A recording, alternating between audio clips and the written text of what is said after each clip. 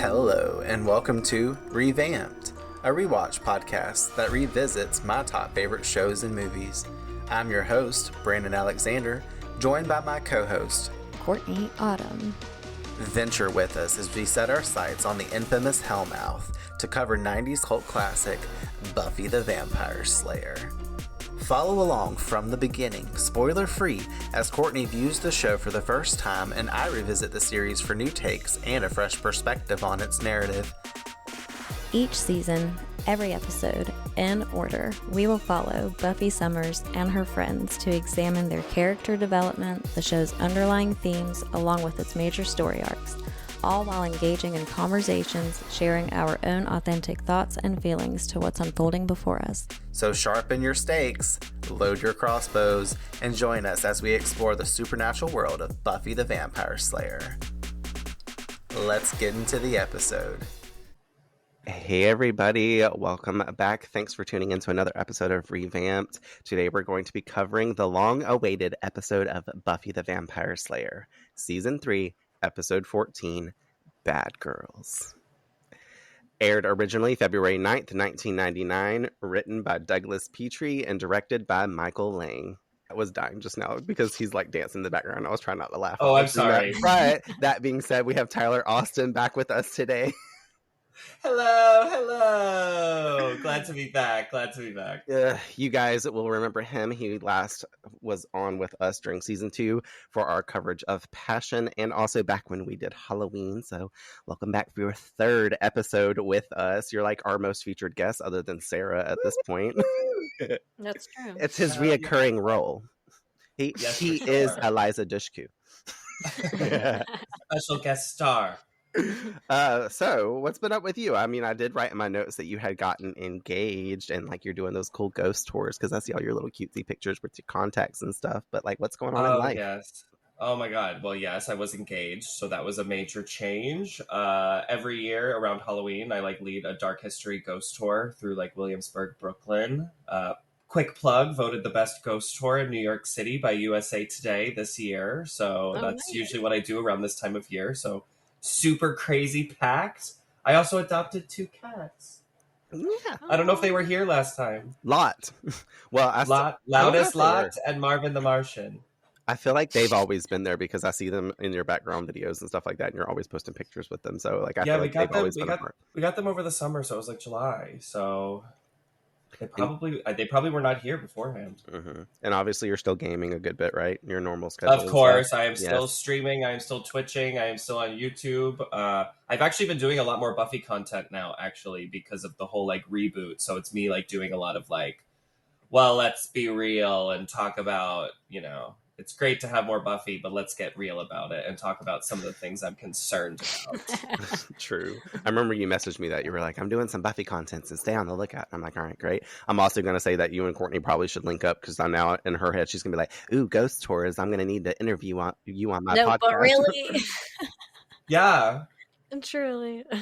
Yeah, she's like twisting her podcast for her urban exploration to extend into like the paranormal realms and like tell stories differently and open up the branch and source like that, which I can clip. Especially like stories attached to places. Like I'm gonna do like a monthly segment where I go beyond abandoned kind of thing. And oh my god! So yeah, maybe we should. That's a good idea. Yeah, that'd be so good. I mean, that's what I've been doing for like a decade, and I've done dark history ghost tours in Seattle and New York. So when I was living there, gosh, I used to live in Seattle. How fitting! See, a match made in heaven. This is why I brought Tyler. The Buffy the Vampire Slayer makes connections worldwide.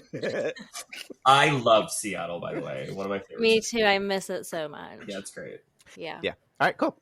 Well, I did want to give a shout out to my sister Tiffany. Obviously, I know we say that she's always here in spirit with us. She's passed on. She's in the other realm. She's hanging out on the other side. But she loved Buffy the Vampire Slayer. So this specific episode was a favorite of hers. We gave her a little drop in the middle because I forgot to do it at the beginning. That's why I'm slapping my hand right now. But in the Zeppo, when we were covering that was her other favorite episode. She's a huge Xander stan. or was a huge Xander stan, but she was also like, Faith was her favorite character in the show. So the fact that we got this episode, this is where the huge turn of events starts to happen. So I wanted to say that she was specifically here with us today and dedicate this episode 100% to her as well, because this is where, you know, Faith's arc starts truly in the series as well. Obviously being spoiler free. And then I also did want to note too, like the stupidest little thing, but I noticed that we're recording the 14th episode today, and it is the 14th of the month. And I thought it was funny. I know, I was like, the world's syncing up, the universe is here for us. I don't know, I love little small meaning things like that. Like when we recorded Amends, we did that beforehand, but it aired on the 10th, and it's the 10th episode of Buffy, so it was like 10-10 energy. And I was like, ooh, look at all the synchronicities. I was like, the angels are here with us, or the demons, whatever, you know, the vampires and the forces of darkness. I know, right? All right, well, let's get into the episode. In this one, Buffy finds herself swept up in Faith's wild, reckless energy as the two Slayers grow closer, pushing boundaries both in their fight against evil and in their personal choices. What starts as a rush of freedom and rebellion quickly takes a darker turn, leaving consequences that neither Slayer can ignore. Meanwhile, new forces in Sunnydale complicate the Scoobies' already dangerous world. Blum, blum, blum. Scary, scary. Guest stars we have this episode. Finally, we get Wesley Wyndham-Pryce, played by Alexis Denisov. Love him so much. I'm gonna, I know, right? Gonna leave it kind of as that. I don't want to, like I said, allude to too much, but I did want to say, obviously, for his notable credits, he's been in a handful of films, most of them of which I have never seen, but he has also been in. I'm just saying, not that they're anything most bad. notable. Well, you know, I'm not going to call out his whole filmography or anything like that. I know. It's just nothing I've seen. A lot of times when it's Buffy characters, they've been in movies, you know, like Bring It On or something that's really worth mentioning. I've never seen the ones that he's in. I'm sure he did great in them, whatever. But I didn't want to list them, so you guys source out if you really want to know. He's been in, though, in several stage productions, even one alongside Anthony Head, who obviously plays Giles on the show. And he has appeared in a handful of How I Met Your Mother episodes and has done voice work on DC animated films and a small role in the Marvel Universe, appearing in The Avengers and Guardians of the Galaxy as the Other.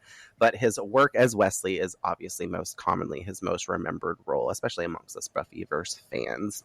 Something highly noteworthy is that he met his longtime and current wife on the set of Buffy the Vampire Slayer. They have 2 daughters and just celebrated their 22nd wedding anniversary this past Saturday, October 11th, which is really cute. I was like, once again, in sync. Do you want to take a stab at who that is, Courtney? I have no idea. Yes. His wife? His wife. He met her on Buffy. They're in the show together. Are they in this episode together? Mm-hmm. What the fuck? I have no idea. All right, great. Well, I'll tell you. He's married to Allison Hannigan, who plays Willow. He is? Mm-hmm. Yeah. Oh my god, that's crazy. And they have the greatest Halloween costumes every Every year. fucking year. Yeah. They come out in like That doesn't full, surprise me yeah, for it's some like reason. one year they were all kangaroos, her and all of her kids. So like really well done kangaroo outfits. They've done All of them, he's going to pull scarecrows. out kangaroos. Tyler, It's cute though. Tyler, who went as a spoon on Halloween, it talks about kangaroos. I love it. You know what? They get the spirit of what I love about Halloween. And I love it. it's being I forgot spooned. about that. I love that though. I do see them every year. I did want to say that they obviously met here on this episode, and she was immediately flirty with him, but he didn't want to date a colleague, so they formed a platonic friendship that lasted a year and a half. And when Allison got out of a relationship, he realized that his feelings were more than platonic for her. So obviously they've been together ever since. That's so cute. And then also the only other guest star that we have that's really not just a recurring role that's already been mentioned is Christian Clemenson, plays Balthazar, Tyler's favorite character in the whole series. He's so gross. Y'all wait till later. Voice in the front. I love it. Between me and you, we should both play off of the fucking... I love it because normally, obviously, I imitate people on the show, and I've got a whole section later, so you guys just fucking wait. But at least I know I got some backup dancers, singers, vibes, whatever you want to call it, fucking vocal artists. He appeared on The Golden Girls, the films Mighty Joe Young, Armageddon, The Big Lebowski, and Apollo 13, to name the ones that stood out to me that I had seen. And I was like, oh, I don't really remember. I'm sure he had small roles. I don't think he was like the main character, but wow, I didn't know that. Obviously he's not really noticeable outside of this makeup from this quite extensively. And if you did notice him, then you were like, oh, he got that Stairmaster, you know? All right. Well, getting into opening thoughts, Courtney, of course, what did you think of Bad Girls? Oh gosh, I liked it in the beginning. I liked the episode and I had fun with it, but as we started nearing the end, I was getting a little surprised and a little worried. In summary, but in total, I really like this episode and I enjoyed it. I wasn't expecting some of the reveals that were made, and I wasn't expecting where we ended up at the end. So that's always sometimes a good and a bad thing, but it was entertaining nonetheless. Yeah, we got to watch them, obviously. So just so Tyler knows as well, like she already has seen Consequences. We obviously won't speak primarily on it, but we might refer out if we need to into the next episode in certain ways. I don't know if it'll come up or not, but just we mentioned that whenever we recorded this episode, everybody knows that Courtney's seen those 2 episodes. So yeah, a lot goes on in this episode. For me, this has always been a favorite of like all the Buffy episodes. Like this is a top-notch one. I like Faith's arc a lot as well, so I mean this one always is a standout one, but I feel like it was so unexpected, like Courtney, and just kind of trail off your stuff, the surprise and the unexpectedness of where this turn takes. I mean, we already knew that Faith was very rebellious and her storyline was one that already kind of echoed that she had a problematic upbringing and, you know, all that other type of stuff that's been going on. Like she has these relentless issues with pummeling vampires or just like taking things too far. The reckless energy really screams out and stands out for Faith. So for this twist to happen, I mean, obviously, like I said, I'm kind of feeding into Consequences, knowing what happens in that episode to really full circle bring it to like, because I mean, it's like a part 1 and part 2, as I said, whenever we started watching the episode. That's why we wanted to watch them side by side, so that way you didn't just like get left off. I wanted to see your reaction all the way into the very end of Consequences, which like I said, you know, obviously we'll talk about a lot more next week. But Faith is one of my favorite arcs in the series, and I can't go beyond that, but she's just very important and pivotal to the show. And this is when the show really started to like take one of those characters that were like a little bit more sidelined in certain ways, because we don't see Faith a whole lot. We see her enough, and we've been getting more sprinkles over here and there recently, but you didn't expect this turn at all. So that shock factor already is there. But obviously Buffy and Faith being wild and getting a taste of the Slayer life in a whole new way for Sarah, like to portray in a different way in this episode, is really fun because her acting is phenomenal. Her facial expressions later with what happens with Deputy Mayor, just her care, her edge, like all of it is fully encapsulated in this episode. So it's a standout for me. But the dance scene, the tag team slaying, like it's all very badass until it's not. You know, like you were saying, Courtney, you like the beginning, and you like about midway through, you're like, this is fucking rocking. And then all of a sudden you're like, oh no, this is not cool. This is fucked up. Especially going into Consequences. But it really knocks you off balance with the shocking human death and everything that then follows. So it's very pivotal. This is where, I don't know, if you think about the callbacks to episode 7, and we'll talk about that a little bit more later, but Revelations kind of put Buffy and Faith against each other in that episode as a fight. Like, and we know episode 7 is all about driving what the new storyline is going to be for the theme and like everything going on in the season. And now this is like the second kind of piece to that puzzle and letting us know where the bigger problems are going to lie. So in essence, it seems like 14 is really where it kicks off the rest of what's going to happen, right? Because obviously we get the reveals with the mayor in this episode a little bit more so, you know, in a big way. We see that he's like a real true bad entity with the stuff that goes on.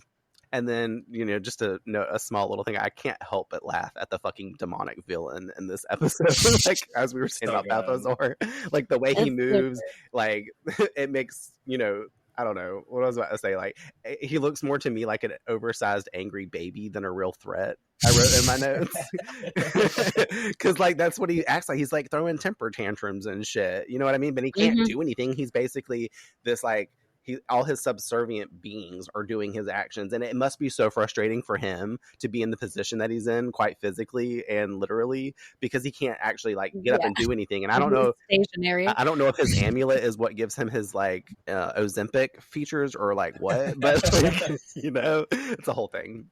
And then I guess really the other than a review that I want to do from Shangel, of course, the introduction of Wesley here in the episode as well. For spoiler's sake, obviously, I'm not going to go in there, but I will just say for now that he is a great addition to this series. Shangel's reviews said, Faith being in Sunnydale and being a contrasting figure to Buffy allows Buffy and the viewers, by extension, to assess what it truly means to be the Slayer. Buffy is forced to face her own life in a way that she hasn't had to before. Faith enjoys slaying, Faith gets off on it, and it's the center of her life. On the other hand, Buffy has always found being the Slayer a burden. Buffy has always wanted to escape being the Slayer and have a normal life. I think that this season, where Buffy's stance goes from I don't want to be the Slayer to I have responsibility and a calling which I must respect, after season 3, Buffy is far more proud and comfortable being the Slayer, and I think Faith is a big part as to why. The parallels in this episode between Buffy and Faith's relationship, Giles and Wesley's relationship, is also very apparent. Buffy is the responsible, cautious Slayer who has had years of experience. Then Faith arrives and turns everything on its head because she's the polar opposite. The exact same thing happens in this episode to Giles and Wesley. And I think that's where their thing ended. But then I remember writing in here, like, I love the comedy that we see displayed also between Giles and Wesley, and what serves in this episode as our kind of comedic relief. And it's a really good, like, comedic relief, because we typically get that from like Xander or Cordelia or something like that, but now we get to feed off of these two watchers' energies, which is another really fun dynamic to add in there.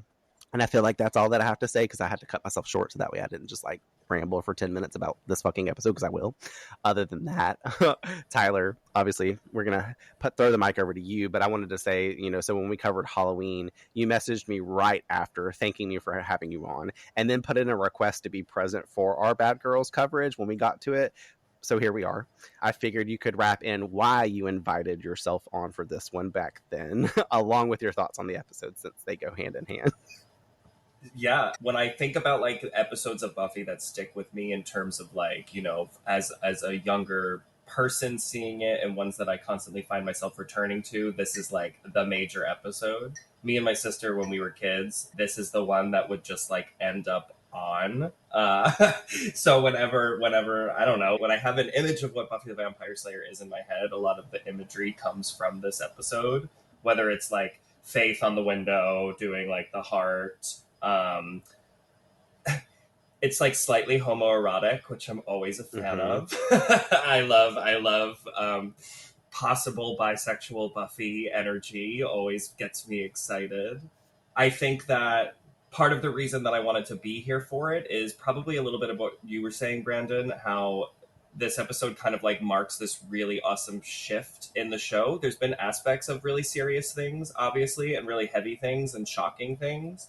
But I think that this episode, taken alone and looked at as its own little entity, is like the perfect example of what Buffy does so well. It's like in the same episode that you have this man in a large suit in a bathtub looking ridiculous, you also have this like, you know, crazy gut punch of an ending where the human is killed accidentally, and not only killed in like this way that's like, oh, okay, the human died. It's also like a really horrible way to go, and has always like stuck with me, is this like kind of icky, gross feeling, and just I don't know, the way that the show has the ability to be like, oh my god, this is really serious all of a sudden, to be able to take it to this really high, you know, silly, let's see them having fun. It's fun seeing Buffy like being a badass, and Buffy deserves to be a badass, especially with all the stuff she's had to go through. And there's aspects that Faith brings to her that Buffy being solitary and a slayer alone a lot of the time, she doesn't really realize about herself. But yeah, it does a really good job of showing, like, you know, when that power kind of goes uncontrolled, or if you just lean into the selfish nature of how you can be as a slayer, it can like lead to some very serious, no pun intended, consequences. So that's about where I think that it's just the quintessential Buffy episode to me. One of the quintessential Buffy episodes to me. I love that you mentioned like your sister and you watching it, and I was curious whenever you were saying it if you and your sister ever acted out scenes from the show or like played like as characters or anything like that, or especially for this episode if y'all did the dance along with the girls on the screen, because me and my sister totally held hands and acted like we were them. Okay. So one, my sister thought she was too cool to do that shit, so she would leave me alone to do it. But you bet your ass I would. Love it. No, she. I wouldn't say that she reenacted it with me, but we would get into those sequences together. And when it comes to reenacting it, I do that still to this day. Whenever that sequence comes up, of course. Yeah, I'm not quite as psychotic as I used to be. But back in the day, me and my sister used to like go out in the backyard, and like we had a rampant imagination, and we would like play like we were X-Men, and obviously, you know, play imaginary, like we have these whole setups and we're playing with these invisible creatures that are around us and all this other stuff. We'd be out there slaying vampires. I had stakes, and I'd be like putting dirt in my hand and like staking the air and like throwing the dirt up at the same time, like I slayed him, like now we can run on to the next one, blah blah. So like this was me and my sister in a nutshell. Like honestly, my mom, and I think I've said it in past episodes, if she was ever watching out the blinds like in the backyard watching me throw myself off the trampoline or punch myself into the ground, like not physically with my hand, but just as if I got hit by some invisible force. It's like so funny. That is so funny. What is wrong with my kid? I need to take him in like they did Xander and get him tested.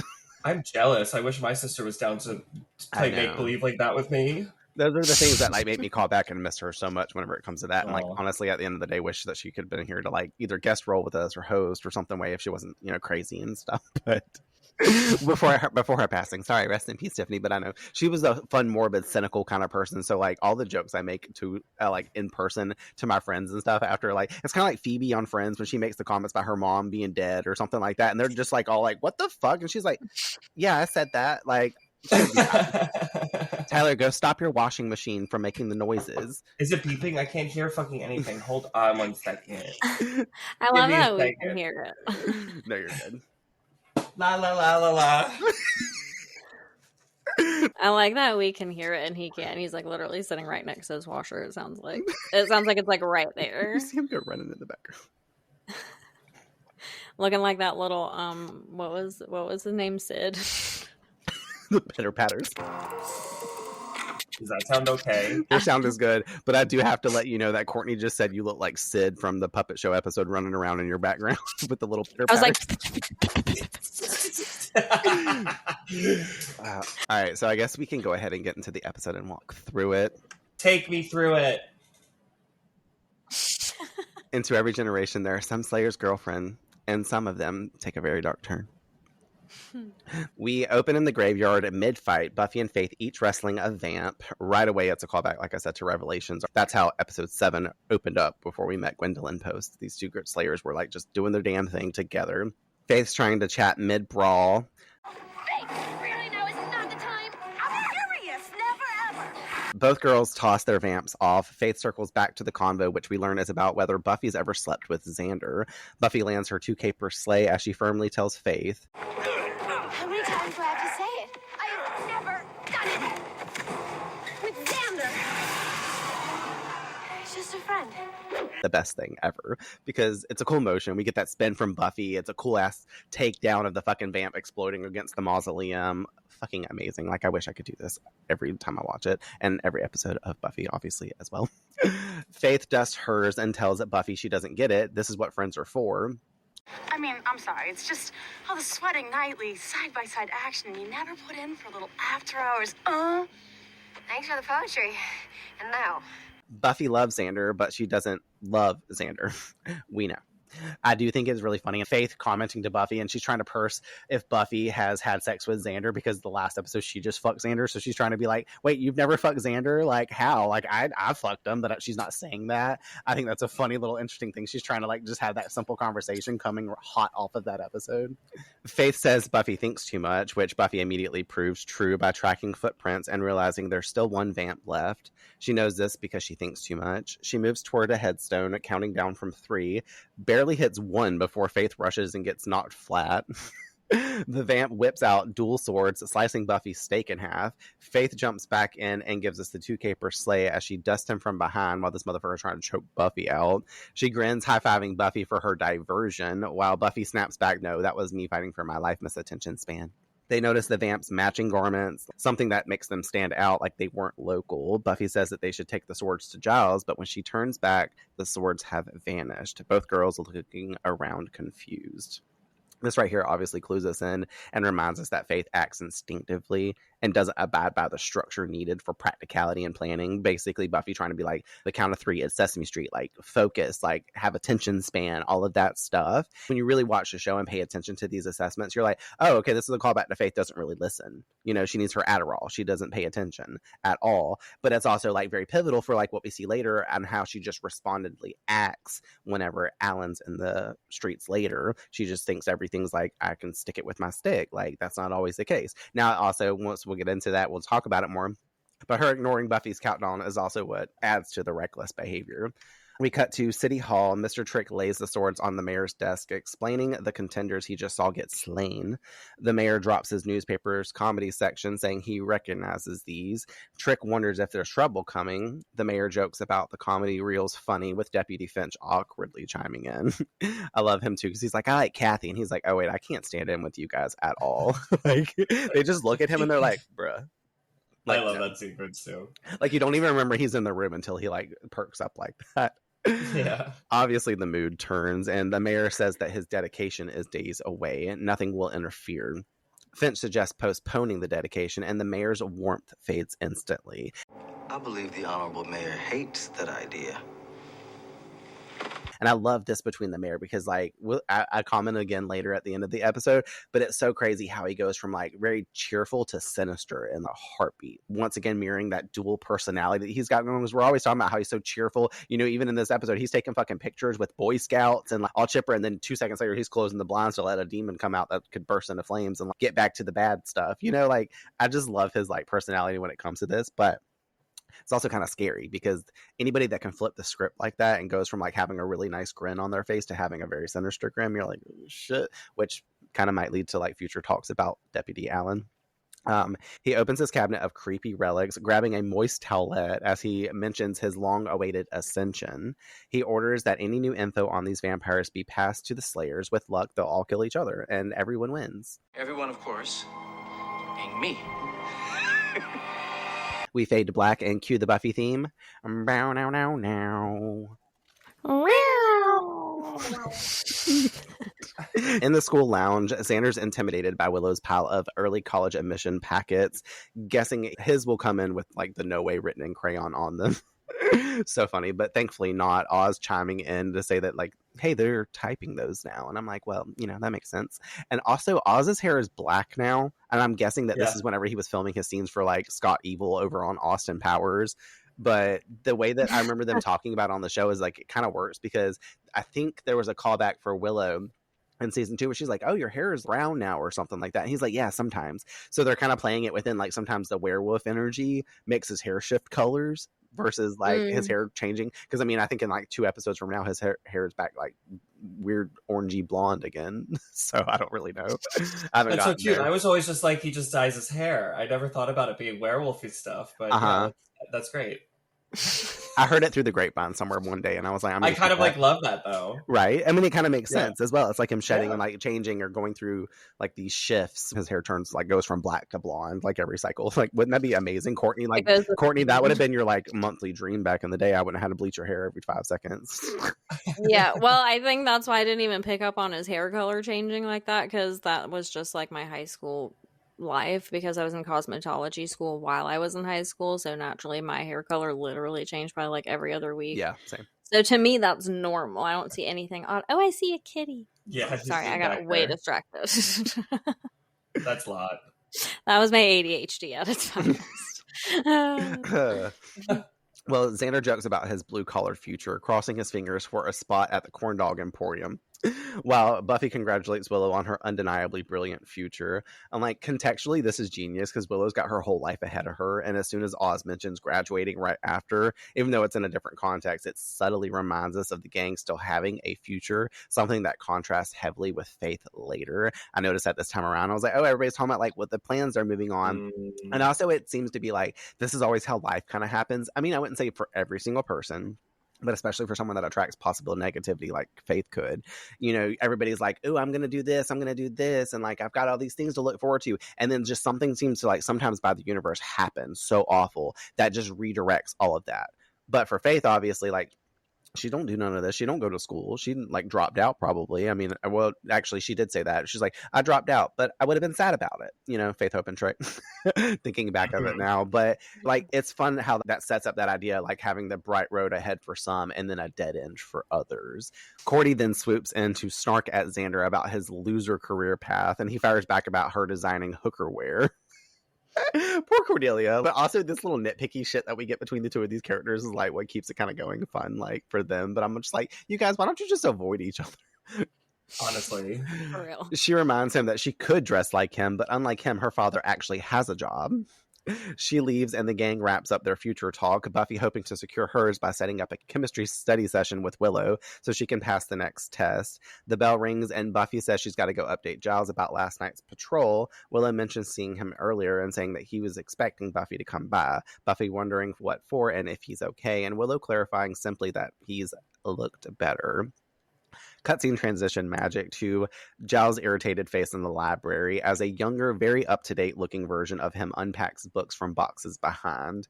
You can just tell this man has not stopped talking also since he arrived, and Giles is clearly not pleased about this decision. Like, you're already getting new Watcher vibes immediately. The man proudly mentions he's faced 2 vampires himself, under controlled circumstances, of course. Giles dryly notes he'll have no problem finding plenty more here. Controlled circumstances. No, vampires, or both. Who knows? Buffy walks in, Giles greets her, and the man quickly steps forward, smiling cheekily and offering a hello. Buffy stops dead, glancing at Giles, and we find out this man is the... New Watcher? New Watcher. Wesley Wyndham Price. Buffy immediately asks Giles if Wesley is evil, because the last one was evil. Wesley assures her they've all heard about Gwendolyn Post, and clarifies that Giles has checked his credentials rather thoroughly. I love the little callback to Gwendolyn Post here, just saying, me and Courtney had so much fun when we were covering Revelations, but also, once again, a weird way to put in the context of, like, episode 7, to bring it back in certain ways. So, you know, for the people that forgot, like, that episode was saying this, and then obviously Giles got fired. This is his replacement. Everything comes more full circle this episode. He commends Buffy for being on the ball, since a good slayer is a cautious slayer. But to Buffy, the question still stands, and Giles unfortunately confirms that Wesley is good.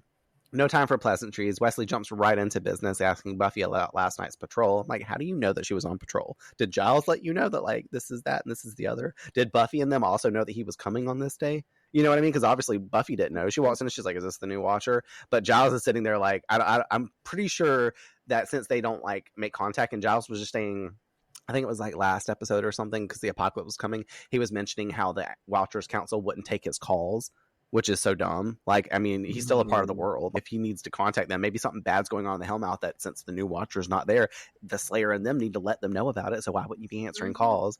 But I'm like, they probably just plot Wesley like he got there that morning, showed up with all his boxes, and Giles was like, oh, fuck. But also, why are you here at the school? You're not a, what do I want to call that? They don't live there. Like, yeah, right. Exactly. Well, there's that, but also he's not employed by the high school. Like, just like Faith around this episode, she's walking around with Buffy in the courtyard. There ain't no students that don't go to the school that's supposed to be on school campus. Listen. What is up with Sunnydale High? Why did you just do that to my brain? I didn't even, like, bother to ask myself that. I actually was like, what is his purpose at the school? Why are you there? If you try to pull that shit today, people will be calling you pedophile. You're at the school for no damn reason, and you're a grown-ass man. What the hell? Yeah, they must have decided they needed 2 librarians all of a sudden, because, you know, the extra books that arrived with him. That's what I'm saying. But this also is not his job. Like, he's not, you know, canonically a fucking new person in the school working here. So he's just bringing all his books. Like, where the fuck is Snyder coming in here being like, are those books appropriate? Like, we just had this whole gingerbread issue. What the fuck? Where's Moo? Irrelevant and gone, thankfully. Oh, Moo. I was like, Moo. I know Moo. Mother's opposed to the occult. Nice acronym, Mom. I did want to note, too, just like in thought, I've researched it because what we're saying, like pedophile vibes. Wesley is assumed to be around 22 years old whenever he comes. Now, while Alexis Denisov looks a little bit older than that, he could definitely gives like the 28 to 29-year-old vibe. He doesn't look like he's like mid-30s or anything like that. Maybe, but it's like I was like, it's kind of awkward. Tyler and I made the exact same face when you were like, I think he looks a little bit older than that. We're like, I was like, 35. He does. Like, exactly, like at least like 32. late 20s to early 30s, something. But I don't know. Supposedly he's supposed to be around 22 because of the way it's expressed in the future in different ways. And however, whatever, we'll get to that when we get to it because spoilers, hush hush. But we'll talk about it then. But I wanted to put that little bug in the ear now. Either way, Wesley jumps right into business, asking Buffy about last night's patrol. She purposely short, glancing to Giles for approval before elaborating. Vampires, with swords. They were running amok. Wesley, ever the show-off, instantly pulls a book from his stack, quoting directly from it, identifying the clan and their purpose. Illuminati. 15th century duelist cult. Deadly in their day. Their numbers dwindled in later centuries due to an increase in anti-vampire activity and a lot of pointless dueling. They eventually became the acolytes of a demon called Balthazar, who brought them to the New World, specifically here. Seem to know a lot about them. I didn't get this job because of my looks. I really, really believe that. I thought this was interesting, though, because while Giles is starting to read the book, Wesley, basically cuts him off and is reading it from memory as if he knows the whole fucking passage by heart. So I'm wondering how many more other books are there in his collection that he just knows note for note. How insane. He clearly is on Adderall because he's retained all of this knowledge. But also it goes to show, like I said, Wesley a second ago, ever the show off, he being a part of the Watchers Council, he takes this duty to a certain amount of severity and seriousness. And even Giles sometimes is like, oh, I recall reading something like this in a book, maybe this might spark it. I'll go find the passage. Wesley would be able to be apparently this is in the 4th page of this compendium, 2 passage down the 3rd sentence, or not even have to go get the book. He's just a walking encyclopedia for knowledge. But apparently he don't know the demon is dead, not actually dead. So I don't really know. Okay, where's your research now, Wesley? Calling him out before we even get there. But they've come to Sunnydale seeking an amulet once belonging to Balthazar, believed to be long dead. Wesley says it's likely just sentimental value.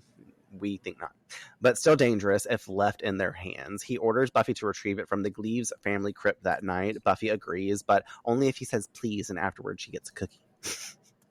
Fun quote. Wesley catches on that she's toying with him, and clearly they're not off to a great start.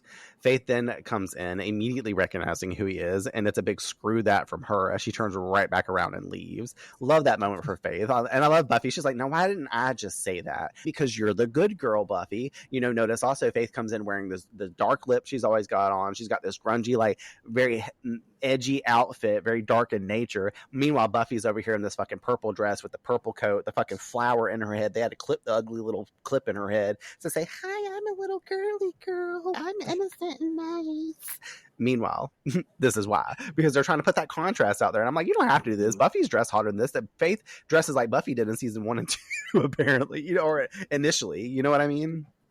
There is another episode, which I will not get far into, way in the future. They do this many times in the show, actually, where they do this contrasting outfits, and it is specifically moments where it's that person, we've seen them not dressed that way, and I always like that stuff where it's yeah, especially when you know the context of the episode and all of that. It's really fun. Well, Giles notes Buffy should try and get Faith back and on board, and she heads out to do just that, Wesley noting that the Slayers will get used to him. Giles and him both cleaning their glasses also at the same time is such a fun gag, because Giles clocks it and stops mid-wipe, and he's just he puts them back on quick before Wesley turns around. But it's so fun because they're both facing out. Wesley's in front of him, and he pulls off his glasses doing it. Giles is doing the same motion, and he puts his back on and turns back to Giles, and Giles is just hiding his fucking napkin and shit, his little cloth or whatever. I thought it was so funny. But so what a good way to be Giles, you were that geeky once. Exactly. To see the change is so good. It's so yeah, good. and I think I wrote the teeniest little note later, but obviously whenever Wesley's going through the files on Buffy and stuff that Giles had wrote, it's a fun callback to the earlier season, like you're saying, to see that Giles used to kind of almost be the same exact way, but it also just shows for character development how much Giles has grown and how in sync he is with Buffy, which which he also notates a little bit later whenever Wesley's questioning his methods and like being criticizing and all of this other stuff. I love the parallel between the two. It's also, like I said, contrasting Buffy and Faith with Giles and Wesley as well. Mm-hmm. Obviously, Courtney, thoughts on Wesley just in general, because obviously you meet him here. Like, what do we think about Wesley? I didn't really know what to think about him at first. I think I got annoyed with the idea of a new Watcher actually happening, because obviously I'm so fond of Giles, and Giles is my favorite. And yeah, I don't know. In my heart, there's no space for another Watcher. So I feel like by the end of it, at least, I was left with the opportunity for him to grow on me. That's the kind of vibe I'm with now. And it's because, like you said, he mirrors Giles in so many ways from how we were introduced to Giles in the beginning. So that's kind of fun to see. But I'm also kind of curious if Giles is annoyed with the fact that, like, when these things happen that mirrors the two of them, where Giles obviously has to take note, like, mentally, that there's some resemblance here. I wonder if that annoys him or not, or if he's like, fuck, you know. Mm-hmm. Wesley is a fun character, and it's so interesting to watch him kind of grow on the series and stuff like that as well. Either way, outside in the courtyard, Buffy catches up to Faith, admitting, yeah, the new guy's kind of a dork, and that's about it. Faith's baffled. Buffy's actually going to take orders from him. Buffy just shrugs. That's the job. What else can we do? Faith clarifies whatever they want. We're Slayer's girlfriend, the chosen two. Why should we let him take all the fun out of it? Oh, that'd be tragic. Taking the fun out of slaying, stabbing, beheading. Oh, like you don't dig it. Faith calls bullshit on Buffy not digging slaying. She's seen the look in her eyes mid-fight and knows that she can't fool her. Slaying is what they were built for, and if Buffy's not enjoying it, they're doing something wrong. She walks off as Buffy reminds her about their assignment from Wesley, Faith firing back, tell you what, you do the homework and I'll copy yours. We cut to that night at the Gleaves crypt. Buffy arrives, scoring big by spotting the amulet inside. But before she can grab it from the skeleton's tomb, a gang of Illuminati vampires, I think it's Illuminati, but I'm just going to call them the Illuminati because that's basically what they had in mind. It's like with an E, but in my notes, I all wrote the I, like it's the Illuminati, like, you know, Jay-Z and Rihanna and Beyonce and all them. This is the Beyonce vampires. Well, they roll in to do the same. She hides in a neighboring tomb while they make off with the prize. These motherfuckers carrying damn torches like it's 1692 also. I'm just saying, like, I don't know how old. Like, Buffy comes in with a flashlight, like, and obviously hops in the crypt next to it and, like, all cuts it off and shit. And then they come in. I'm like, what the fuck is up with the torches? And then once again, like, are there not any caretakers in the graveyard or passerbyers that are just seeing 12 vampires walking through with fucking... Like, why do people not question, like, what's happening in this town? I don't... Or even from afar, men with torches, because as you're saying it, I'm like, that is a little weird. It looks like what you would see walking through the woods in 1692. Like... I don't know. This is the stupid shit that pops through my head, and I'm just like, oh my god, Brandon. But also, I wanted to note the pure Slayer strength display that we get here too, because Buffy, when she hops in the thing, she just like effortlessly slides the heavy stone lid right back onto it. It like scoots over, like you can clearly tell it's a foam fucking like piece, but in theory, it's really not. Then she could just like with her fingertips just slide it over real quick. I'm like, girl, like what them hands can do, because you know. Once they're gone, Buffy climbs out only to be startled by Faith, who actually did show up for the assignment, which I really like. Faith asks what she's doing hiding in there, and Buffy fires back with sarcasm, looking for the amulet, which I really like. I was like, yes, with the lid shut and the light off in the dark. Looking for the amulet. But it's also a fun little play because Faith is like, she's very snarky. She's like, what are you doing hiding in there? And she's like, no, I'm looking for the amulet. Like it's such fun, quick sarcasm. I'm like, this is so me, but obviously that's clearly not what you were doing, Buffy. Having not expected the surprise guest stars in 6-against-1 odds, Faith corrects her, make that 6-against-2, and insists that they go after them. Stepping out of the crypt just in time to see the last of the vamps drop into a nearby underground tunnel, Faith heads that way fast. Buffy tries to stop her. Wait, stop, think. No. Faith grabs her, pulling her towards the manhole. A tight space, no real escape, and way too many vamps, but Faith's enticed by the danger. Buffy questions if that's really the plan, and Faith clarifies it perfectly. Who said I had a plan? I don't know how many's down there, but I want to find out, and I'll know when I land. If you don't come in after me, I might die. She just jumps right in, like a shoop. And I love it too because you got the I don't know if it's the smoke burning off of their fucking flames they just took down there, but Buffy obviously rolls her eyes, being guilt tripped and peer pressured, hops in following her, and like you see that cloud like swoof like away from her body too, and I'm just like, y'all need to blow out them torches down there because everybody's gonna die from smoke inhalation except the vampires down there once y'all get down there. I'm just taking this episode way too seriously on the things that like contraindicate like everything that would happen in reality. I'm totally appreciating this, though. It's giving me a whole new perspective on I know. But also, listen, imagine being these vampires, having just jumped down into this hole with the rewards of your amulet. You're like, all right, cool. Like, we're going back to the boss. Only later, for 2 seconds after this, fucking 2 vampire slayers jump down in this hole with you. Like, I want to see the look on the vampires' faces the second they saw these bitches, because I don't know about y'all. If I were them, I'd be kind of like, oh, fuck. Like, I know there's like 8 or 9 of us, but like 2 slayers hop down in here. The things that are supposed to strike fear in our hearts, even though the odds are kind of against them in a way. Like, I found myself thinking about it. I'm like, if I was a vampire, I'd be starting to quiver. I'd probably run out the fucking room real quick if 2 vampire slayers hopped out. If it was just Buffy, then maybe. You know what I mean? Because this ain't season 5 Buffy. I'm just going to say that very pointedly, with no pun intended. But Buffy gets overwhelmed. Obviously, she couldn't even take the 3 on by herself in the first season. So it's a whole thing. But I thought it was funny. I was just like thinking about that. I'm like, damn, the motherfuckers had to be like, we better dip. Fuck Balthazar. Back at the library, Wesley goes over Giles' old diaries. Giles had been keeping on Buffy, which reminds us, like I said, truly how far Buffy and Giles have come. Giles noting that she should have been back by now. Wesley accounting his mission scenario has her due back in 1 minute. He's like, shouldn't be any trouble. And he always drives me crazy right here too, because he's like fucking looking at his watch, like clicking it, and he's like, no. And then he pops a little fucking thing in his mouth, and he's like all pompous looking. I'm like, boy, like, first of all, how do you in your mind like say, like, have you tracked how long it takes for somebody that does not drive, unless that's illegally, to the fucking cemetery, and how much time it takes to get back? And you've counted like this should be 28 minutes, and it's 27 right now, so she should be back in 1 minute. Like, what? He seems so careless, but also we get the flashing. Although he just got here, did he not? So how does he know anything? Like, he's done the layout of the town. The lay of the land already. Courtney, if he knows the lay of a book, then he knows the lay of the land. Like, he has done all his... He probably only had to look at that map one time and was like, good to go. He did mention to Giles, whenever he was talking about his... before he fought 2 vampires in his whole time, they fought 700, but whatever. He's like, I've studied this town's history quite extensively. So apparently he's also mapped the whole motherfucker out. He knows about all the tunnels. He knows about the Master's blood pool from season 1 still being down there and all the things, He knows where Harmony lives. All the things. Is that your coffee? Yes, it's a beef. I'm sorry. No, it's my fiance. I'm so sorry. It's okay.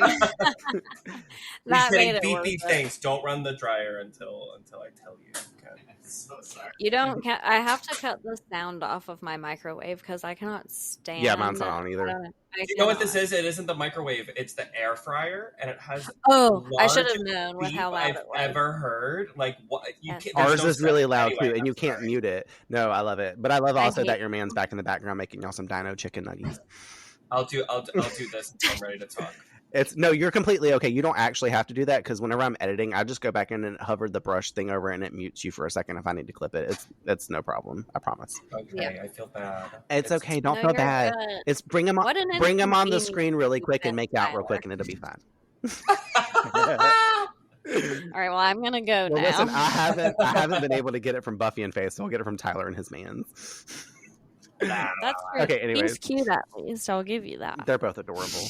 Cutscene transition magic to what you think is trouble as we flash back underground with Faith and Buffy, who are taking on the vamps completely surrounded, clearly fighting for their lives, but also doing the damn thing. Faith getting pinned, I almost said pimped. Faith getting pinned by a couple, and we get an awesome takedown from Buffy of the vamp holding Faith as she tosses her stake across the room into his back, us hearing it turn to dust as Faith gives a thankful smile for her having her back.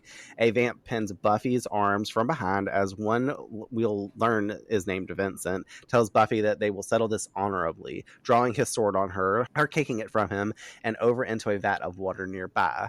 Him pulling out his shorter sword, because one long, one short, and her blocking his swing, him noting, well, we'll just settle this then. pushing her head into the water pool and holding her under. The other vamps overtaking Faith as she yells for Buffy, witnessing what's happening. Courtney all commented too, not again, while live watching this with me and then getting a good laugh because she's like, damn, she about to get drowned again. And then obviously Buffy fakes him out and stops her thrashing, him leaving her behind thinking she's dead. He's like, I killed a Slayer. I'm so cool. And moving towards Faith, Buffy lunging up from the water with the sword, swinging at the vamp and retorting, I hate it when they drown me. then Courtney ensued to laugh. I know, right? And Courtney all started busting out laughing again. She's like, yes, exactly. Yeah. Courtney's really good for this type of stuff. Faith yelling that they need to go. Buffy using the sword to grab the amulet hanging off the vamp's belt, saying they came for the amulet. Him and the others running off. Faith noting Buffy needs to tell her again that she doesn't get off on this. Buffy smirking, agreeing that it didn't suck. I like the play on words there too, technically, if you think about it, because vampires suck you dry. And Buffy's like, it didn't suck, but you also went down there that possibly Faith's like, I might die. And how are you going to die if you're a Slayer fighting vampires? Getting your blood drained. So it didn't suck. Just putting that out there. Nice. Wesley examines it in the library in our next scene the next day, as Buffy points out this whole scenario was risky business with the unexpected showdown of vamps. Wesley assumed she would be ready for anything, as the 3 key words for any Slayer is preparation, preparation, preparation. I love it. That was the clip I picked, but we'll talk about that later. I love that. That's the quote. All right. Anyways, Buffy must be off to class for the chem test, looking to Giles saying that they need to talk. Wesley reminding her that the only thing she should be speaking with him is about library and tasks, not Slayer-related business. Buffy ignoring him to say her and Giles will talk, and he obliges. Wesley whimpering at Giles once she's gone and how he's not helping, and Giles informs he knows and he feels just sick about it, but not. Like, this would so be me in this instance. Like, I was already acclimated to Giles. I hate change. Like, it takes me a while to adapt to new energies or new people, new scenarios, whatever. If you tell me we're doing one thing, unless it's a cancellation, then I get excited. But if you're like, we're going to Wendy's for lunch, and then all of a sudden you'd be like, no, let's go to Chick-fil-A. I'm like, well, no, I'm fucking Devin. Why aren't we going to Wendy's? You know what I mean? Like, that's how I act. So I get this, but I also love how Buffy's like, we need to talk to Giles, being like, I'm still confiding in you because I still vibe with you. This motherfucker can get the fuck out of here. Mm-hmm. In chem class, Buffy's talking to Willow and Xander behind her about last night's thrilling adventure, the rush, the excitement. Willow says she knows what that's like, but Buffy quickly shoots that down. It's a Slayer thing. She admits she's probably not explaining it well anyways, and Xander's adding, you're definitely explaining it a lot, though. Like, yeah, she really will not shut the fuck up about it. She's just like going off on it. I'm like, Buffy, did you take your medication today? No, you did not. The teacher starts passing out exams, reminding everyone no talking before leaving the room. Buffy immediately ignores that, still rambling on about the fight. Willow cuts her off, reminding her this is the big test, you know, the one that you didn't come over and study for, because she was off having this thrilling adventure with Faith, and she needs to shut up. She doesn't tell her to shut up, but that's basically what she says, because, like, obviously this is very upsetting to Willow, because I'm, like, trying to test. Obviously, I want to make a good grade. Just because you get F's and D's does not mean I'm not going to get my A+. Buffy apologizes, but then keeps chatting with Xander, who claims he's got to focus on the test, not her ode to Faith.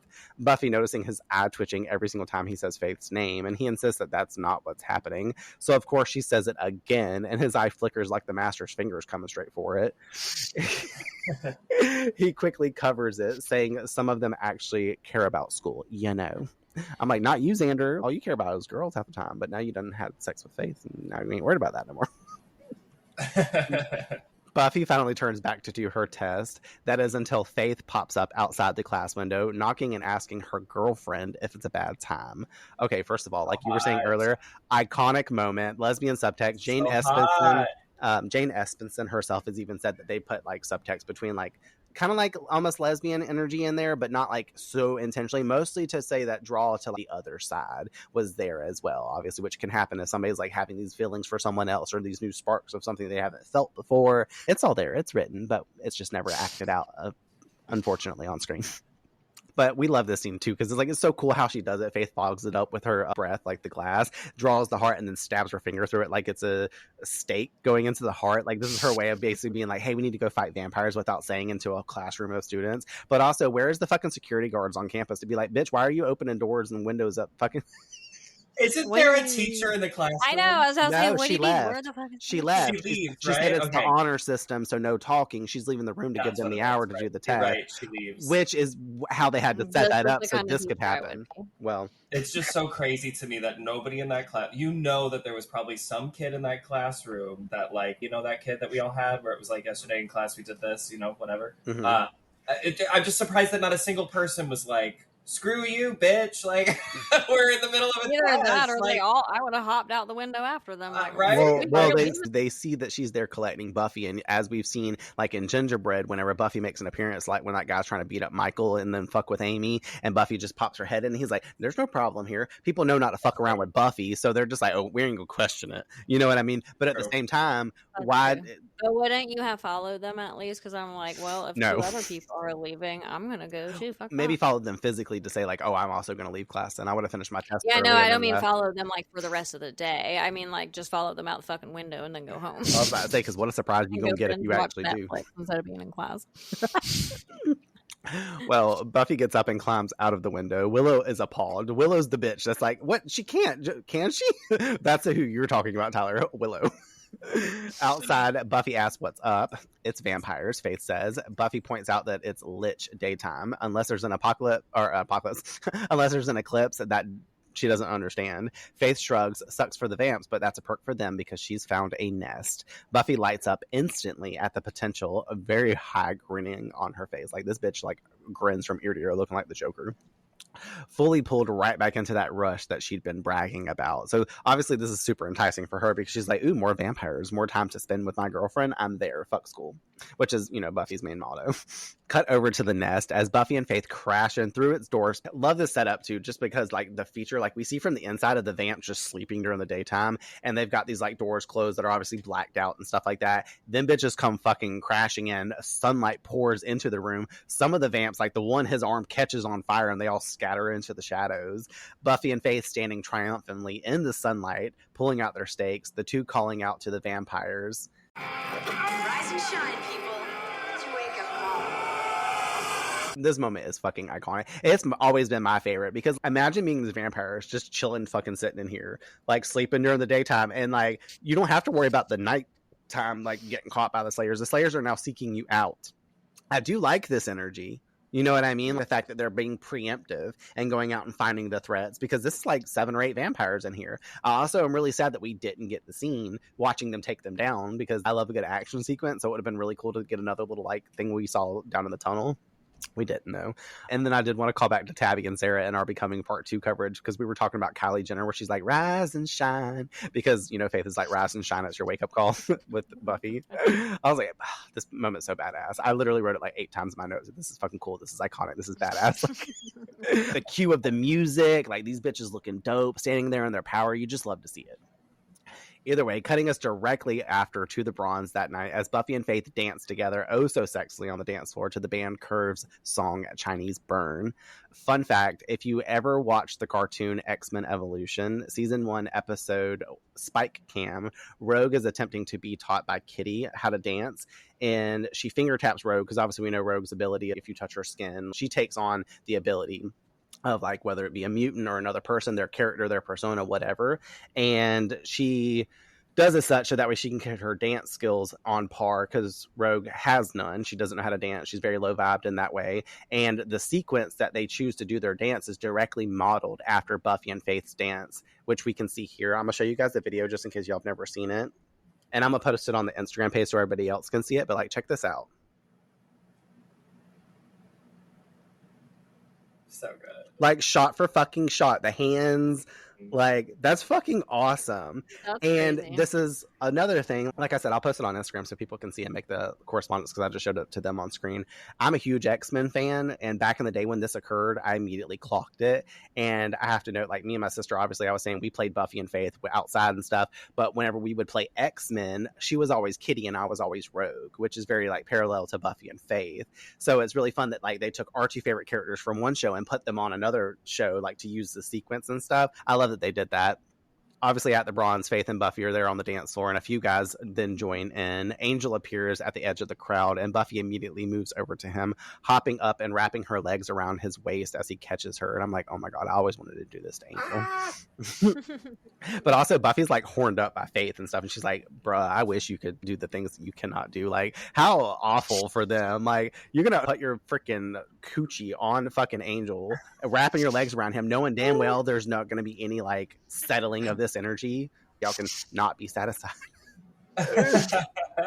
Faith's over there keeping dancing up with the guys, and I wrote in my notes, I was like, she's definitely about to drag all three of them back to her hotel for a foursome later. Totally Faith energy. And Angel is clearly obviously not amused having watched her dance like that with these guys, and he calls her out right away, but Buffy brushes it off. She's like, those were boys, I like you because you're a full ass 240-year-old man. He sets her down, cutting straight to business. He's heard Balthazar's in town and not as dead as everyone thought. He fills her in about the old warehouse he's hiding out in, explaining that the amulet restores him. Not exactly something that they would want to see either. Giles apparently told Angel that they'd pass the amulet off to someone, that someone being Wesley, who now shows up looking for Buffy. Angel immediately demands to know where the amulet is, and Wesley's very caught off guard by this and trying to assess who this random man is. He's like, who the fuck are you? Buffy identifying Angel as a friend. She reaches into Wesley's pocket because, of course, the amulet is pooching his jacket, and tosses it over to Angel, who scolds him. Carrying this thing around is like wearing a target. So stupid for Wesley. Like, why didn't you just leave it at the library? He's not wrong. Like, these vampires, if they saw you, like, and know that you were the Watcher, or like knew you were affiliated with the Slayers, they could have just easily got the fucking thing back. Like, wow. Angel will go put it somewhere actually safe, and he gives Buffy a quick kiss, warns her to be careful, and the two leave Wesley standing there alone and confused, pulling Faith away from the dance floor and the men to leave. I love how Faith, like, she like points at them. She's like, call me. Like, Faith, you ain't got no telephone. What the fuck are you talking about? Call me. Call you where? But also, I told you she wanted to have a foursome with them guys. Mm-hmm. Over at the warehouse, we get our first sight of Balthazar, who is scolding his clan of vamps for their failure and him not seeing what he wants to see. But what we don't want to see, and what Courtney definitely didn't expect to see, is this tub of lard demon that's surely 2,000 pounds and nasty looking, bloated and being moistened with water continuously in a huge tub. Moisten the front. I like how you even do the arms with it. That's a key. He only has this range of motion, so I'm always like, work. He's like, so true. I feel like this is the most useless demon we've seen so far. I'm like, So you are useless. nothing but stationary, and then on top of it, you like depend on people to like keep pouring. he's not even like a personality hire. Like, it's not even like he, has a good sense of humor. No, he I doesn't. know, and the whole time he's just like grunting and speaking at the same time, like that's his language. The whole thing is very humorous. So, Tyler, did you ever watch the special commentary stuff or like the extra bonus features on the Buffy DVD box sets?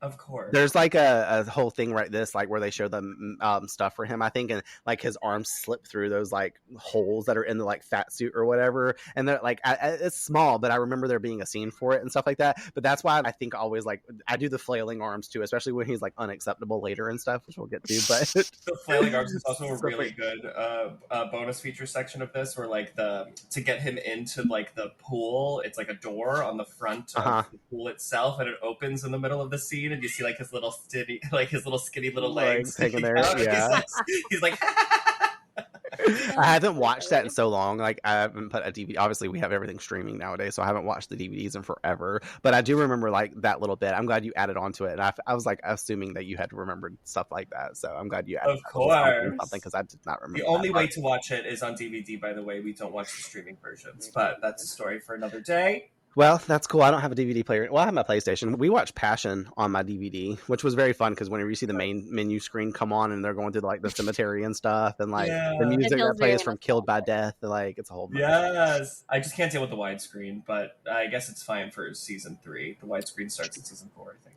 Yeah, I think it's full screen on Prime when I watch it. I don't know. Anyways, off topic. I wrote in my notes, though, all I'm thinking is Buffy better be thankful that that's not the water that she got dunked in, because that lather, rinse, repeat bullshit routine she was doing surely would have required a few more repeats than she already claimed to do. If not, then she's going to be shaving her head altogether.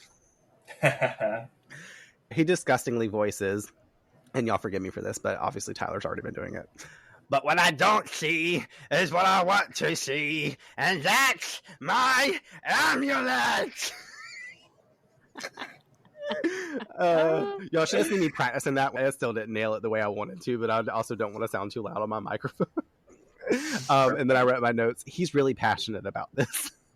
He grows bored scolding the vamps and decides to break one's neck, which I guess does nothing but paralyze him, because obviously we know that no dust appears, or as he drops, he just falls to the floor. So I'm like, does this immobilize vampires? Is his like central nervous system crashed now or something? I was like, so why don't we just get rid of vampires this way? But also the dusting's cooler and no cleanup.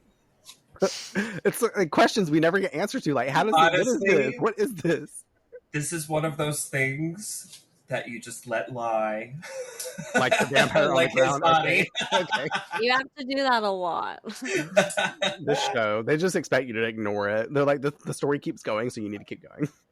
Yeah. They're like, too much is happening. Don't worry about it. Right? Don't worry about it. But also, apparently, he has some powers akin to telekinesis or some shit, because he levitates that vampire over to him. Very important. Which is later. The only time he ever uses that. Does he use that again? He uses it later. That's why I'm bringing it up now, because it is important for later.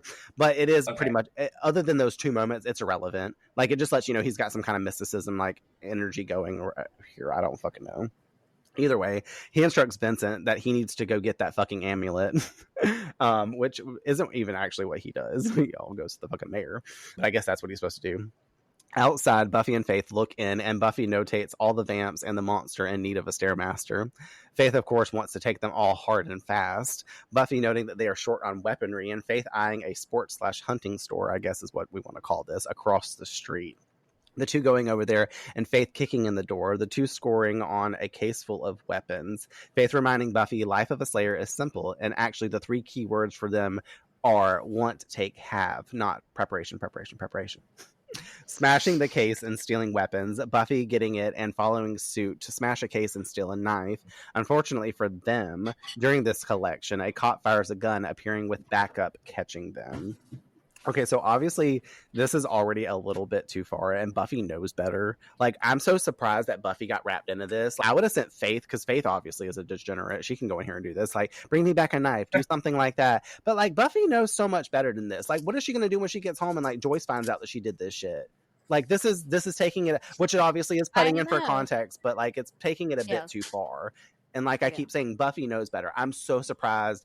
I don't know if she's just getting into the intoxicated nature. Maybe she thought they were going to get in and get out, but obviously they didn't. You just kicked the door in and probably set off sensors. There's someone called the cops, because the cops do show up.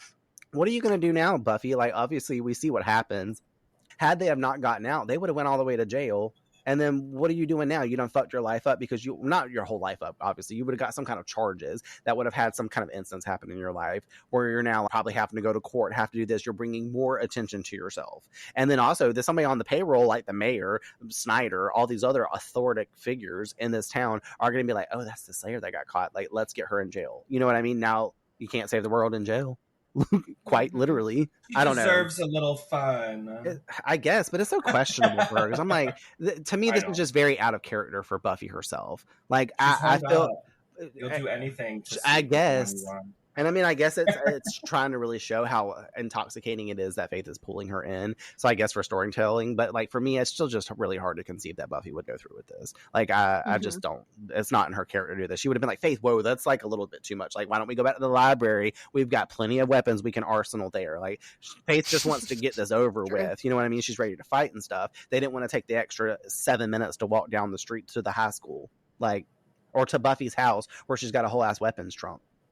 Like, no, they're vampires. You don't need a whole arsenal. Take your stakes in there. What the fuck are you talking about? Now, maybe they thought they needed a bazooka gun for the motherfucker in the pool of water. I don't know. Buffy, go in there. You know your resourcefulness will come out in the moment. It always does. I'm gonna let that tangent stop there because I'm getting irritated. The two get arrested and are seen moments later in the back of the cop's car being escorted to jail, commenting on the artillery that the girls were putting together and how they must be in some girl gang, aka the Slayers. Faith pointing out to Buffy that they need to escape because they can't save the world in jail. The two slouching and together kicking in the metal barrier, rendering the men unconscious and crashing the car, getting out, uncuffing, and running off. Us getting a quick scene of the next morning, Buffy at home looking through the paper to see if there's any news of what occurred, and thankfully not. I didn't elaborate on that scene too much, but obviously we have Joyce there saying that she wants to make Buffy some like waffles and pancakes and stuff, and how they only don't have calories if she eats them along with her. But Buffy's like sick to her stomach, so she's like, I can't eat today, Mom. I quote that all the time, by the way. I love the sequence when Buffy is reading the newspaper and Joyce walks in and goes, admit it. Yeah. Don't you just wake up some days and say, to hell with a diet? I fucking love it. Well, I'm glad I brought it up because I was just going to completely I was, for sake of time and getting through the episode, I wasn't really put it in here. It's very much like, it's like, you guys saw *𝒚𝒍𝒆 already, right? *𝒚𝒍𝒆 happened already. Yeah. We talked about that. It's when it's like, who's on top? Angel or Star? Ooh.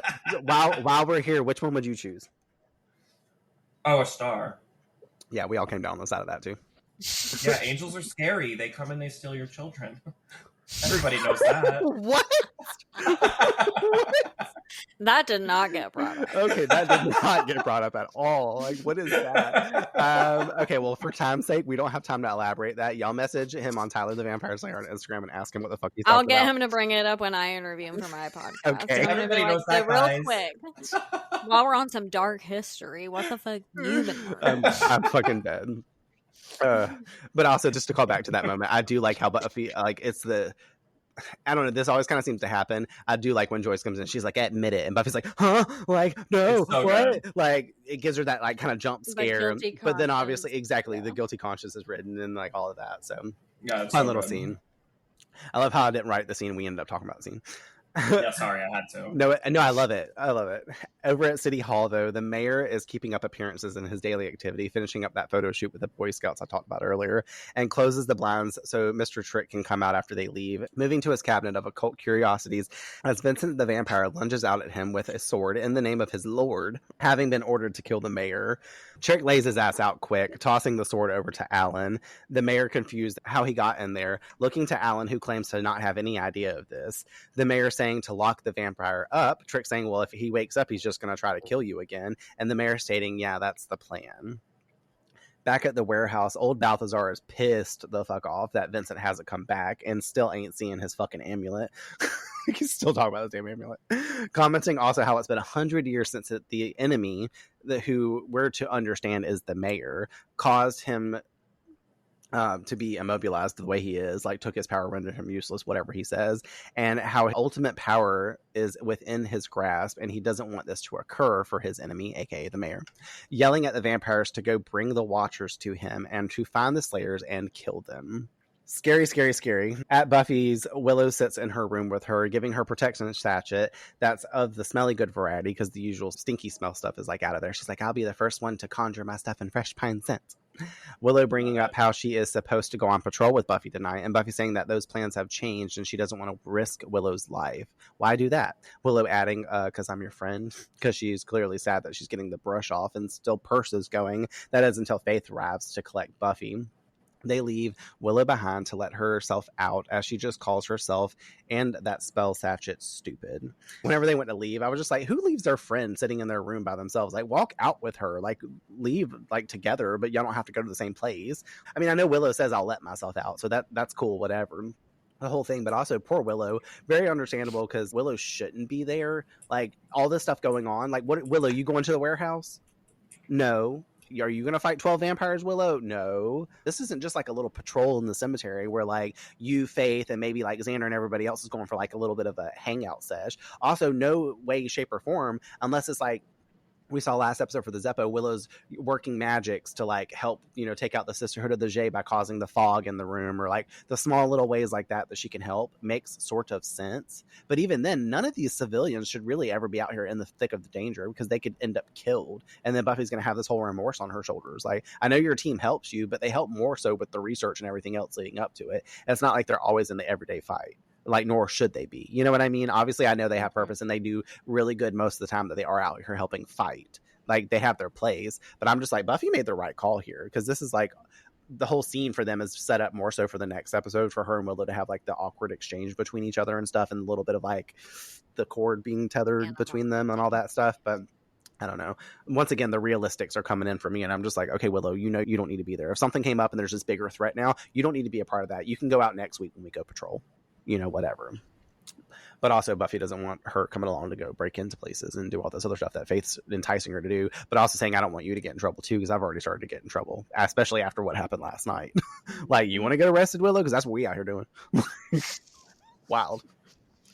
After dark, Buffy and Faith move through the alley heading towards the warehouse. Faith carrying a long bow that she's dying to try out because, you know, she went back to the shop they broke into to get the fucking thing. She's like, I really wanted this. Like, that thing is big. That is not useful for no slayer. Like, that's for deer hunting, bitch, not for hunting fucking vampires. You know, like, just struggling to load the damn fucking bolt into the damn chamber too and can't even get it. And eventually later it's just like, screw this, and stakes the vampire with the fucking thing. I'm like... Also, like, aren't these things usually made out of metal? All of a sudden, conveniently, these are made out of wood for hunting and stuff. Okay. I'm sorry. Apparently my job this episode is just to call all the bullshit. Either way, Faith says that they should get ribs after they're done because, you know, hungry and horny. But that thought's broken when an Illuminati vampire jumps out of nowhere attacking them.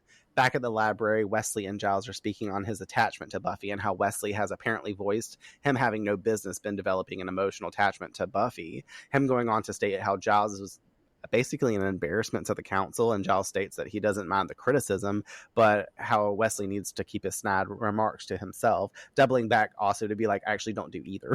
He's like, I'm fed up with you. Wesley reminds him that he's no longer qualified to act as Watcher, and it's simply just time for someone else to take the field. Giles noting how that would be a good time to start, because now we realize a gang of Illuminati vampires are standing outside his office, staring in the window at them. Fucking terrifying. But also Giles is so calm and reserved in this moment. He's like, now's a good time to start. And Wesley turns around. I'm like, I bet you from jump, because of the way we see Wesley acting at the actual warehouse, Wesley was like, oh no, like freaking basically the sound that I just made was Wesley. I didn't even mean to make that sound, but that was him. It was perfect. Back with Buffy and Faith, they're fighting off two vamps, slaying them. More keep coming. Buffy stating they'll never make it to the warehouse. Well, that is unless they keep coming one at a time, like they have been doing. Another dropping down, Faith pushing it into crates as Buffy stakes us, giving us another 2K per slay this episode. The girls round the corner when another body appears, grabbing Faith's shoulder. Buffy slinging him into the dumpster. Faith pulling out a stake as Buffy takes notice he's a man, shouting Faith no, but it's too late. Faith stakes the man, who we now see is Deputy Mayor Allen. A bloody mess ensues as Buffy kneels down to him, trying to help him. Faith rightfully wigging out behind her, claiming that she didn't know. And I love this from Faith. She's like, she's really torn. She's like, I didn't know. I didn't know. Like, you could tell, like, her heart rate got elevated. And she's like, oh, fuck. Like, oh, shit. I'm like, keep this energy going, Faith. Buffy stating that they need to call 911. They need something to also stop the bleeding, trying to tell the man that it's going to be okay. He starts bleeding out of the mouth and his life slips away from him fast, yet so fucking slowly. Faith pulls Buffy away, saying that they gotta go. They run off and split up. Buffy running into Angel, who was looking for her, smelling the blood on her hand and grabbing it, her saying that it's okay, and he's saying that he went to the warehouse and was looking for her there, and that they have Giles. We clip back to Alan sitting dead as Faith reapproaches him, having doubled back, taking in what she's done. Well, this was a stressful scene for obvious reasons. I was torn between feeling bad for Faith because of her initial reaction to what she did, because like you said, you could see on her face that she was instantly like, oh shit. But knowing Faith the way that we know her, and I won't elaborate too much until we get there, but I could kind of see her handling it the exact way that she did. And it made me more worried just beyond the fact that this is trouble, you know, for everyone, but especially Faith, because she's the one who did this, but also how much worse this could get because of her way of handling things usually. So it made me extremely worried for everyone, because also we know that Buffy's there, and in any case, like in real life, obviously, especially if some crime happens and it's being investigated and you're just even standing there at the wrong place at the wrong time, then all of a sudden you've done, you're a suspect, gotten yourself involved with a murder. So not a good foreseeable future. I don't think. Yeah, especially knowing what you know. I know. I want to point out how the scene hits us as the viewer and how it hits Buffy and Faith. The fact that Alan wasn't dead instantly, that we have to watch him die slowly. Like, it's very disturbing, uncomfortable moment for all of us. And I can't help myself, even watching it back with you, watching it to like do my script days after, I find myself tearing up every single time it happens because I feel truly awful for this experience, especially for Faith, knowing like what this means moving forward for her and everything that comes from just this fucking moment. This is like that moment that like, sets everything off. Like all that, like being a constant watcher of the show, all that real kind of like starts playing in my head whenever this scene happens. So I'm just like, but also it just sucks because like we're watching a human die. We have not watched a human die in this way. We've seen them get killed. You know, we had that whole scene where Cordelia gets killed by Vampire Willow and Xander back in The Wish. And we're all like, whoa, what the fuck? But it doesn't hit the exact same way because we're like, what the fuck? Like, what is he doing there? All these questions start flooding in and stuff like that, obviously. And it did happen so fast. So, you know, like you do kind of, they did a good job representing how fast these things can actually happen and how quickly Faith did make an impulsive move, but also a reflex move in a way because she was already in fight or flight. It's not like they were just walking somewhere and having a conversation. And not getting attacked by vampires. Yeah. And then like, a man comes out of nowhere. I don't think she would have reacted as quickly to do something like that. Or knowing Faith, she might have like backed him up against a dumpster or something. You know what I mean? With her hand, not with the stake in hand. So it makes you just feel bad for everyone, but obviously him especially, just losing his life when he's just minding his own business. We don't even know why the fuck he was there, you know? So it's kind of like he came out of nowhere. You feel bad for everyone, but also he was my favorite one out of like the people on the mayor's side because you could tell he was like that one opportunity for good in that realm. So now that that's gone, I'm sure that adds another layer of problems. I have a note somewhere in here, I don't remember where, but I'll burn it and I'll just not say it whenever we get there. But like it's spoken in consequences by the mayor, and it kind of is alluded to in the Buffy verse that Alan was there to betray him. He was looking for Buffy and Faith because he knows what he knows. He knows where these Illuminati vampires are like possibly out because they forced it out. So he was possibly going to double cross the mayor. And that's such a big moment for him because, like you said, we've been getting the notion that he is the good guy in the show. And we can re-elaborate this next time if we need to. If not, it's set here. But like that's clearly what his purpose was, possibly being out there. So it's kind of unfortunate that he was just at the wrong time in the wrong place. And for Faith, it does that. Like we said, this was a reflex from her. So none of us, I don't think, in the Buffyverse ever hold Faith accountable for what happened. We do tie it in with, like I said, all her reckless behavior and her impulse control because Faith I hold her accountable for everything that happened after 100%. But I also hold her accountable here too, though, because as a Slayer, you should have quicker reflexes. Buffy shouted, "Faith, no."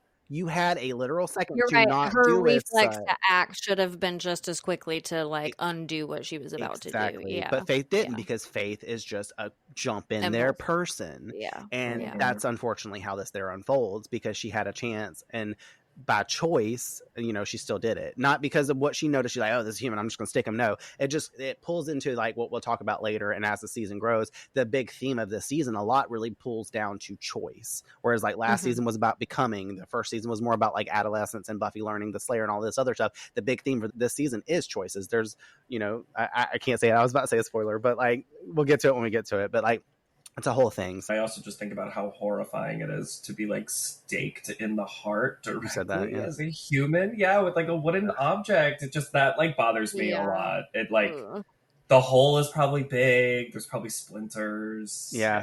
Well, I want to like actually point that out. I didn't even think about the actual notion of fully getting staked.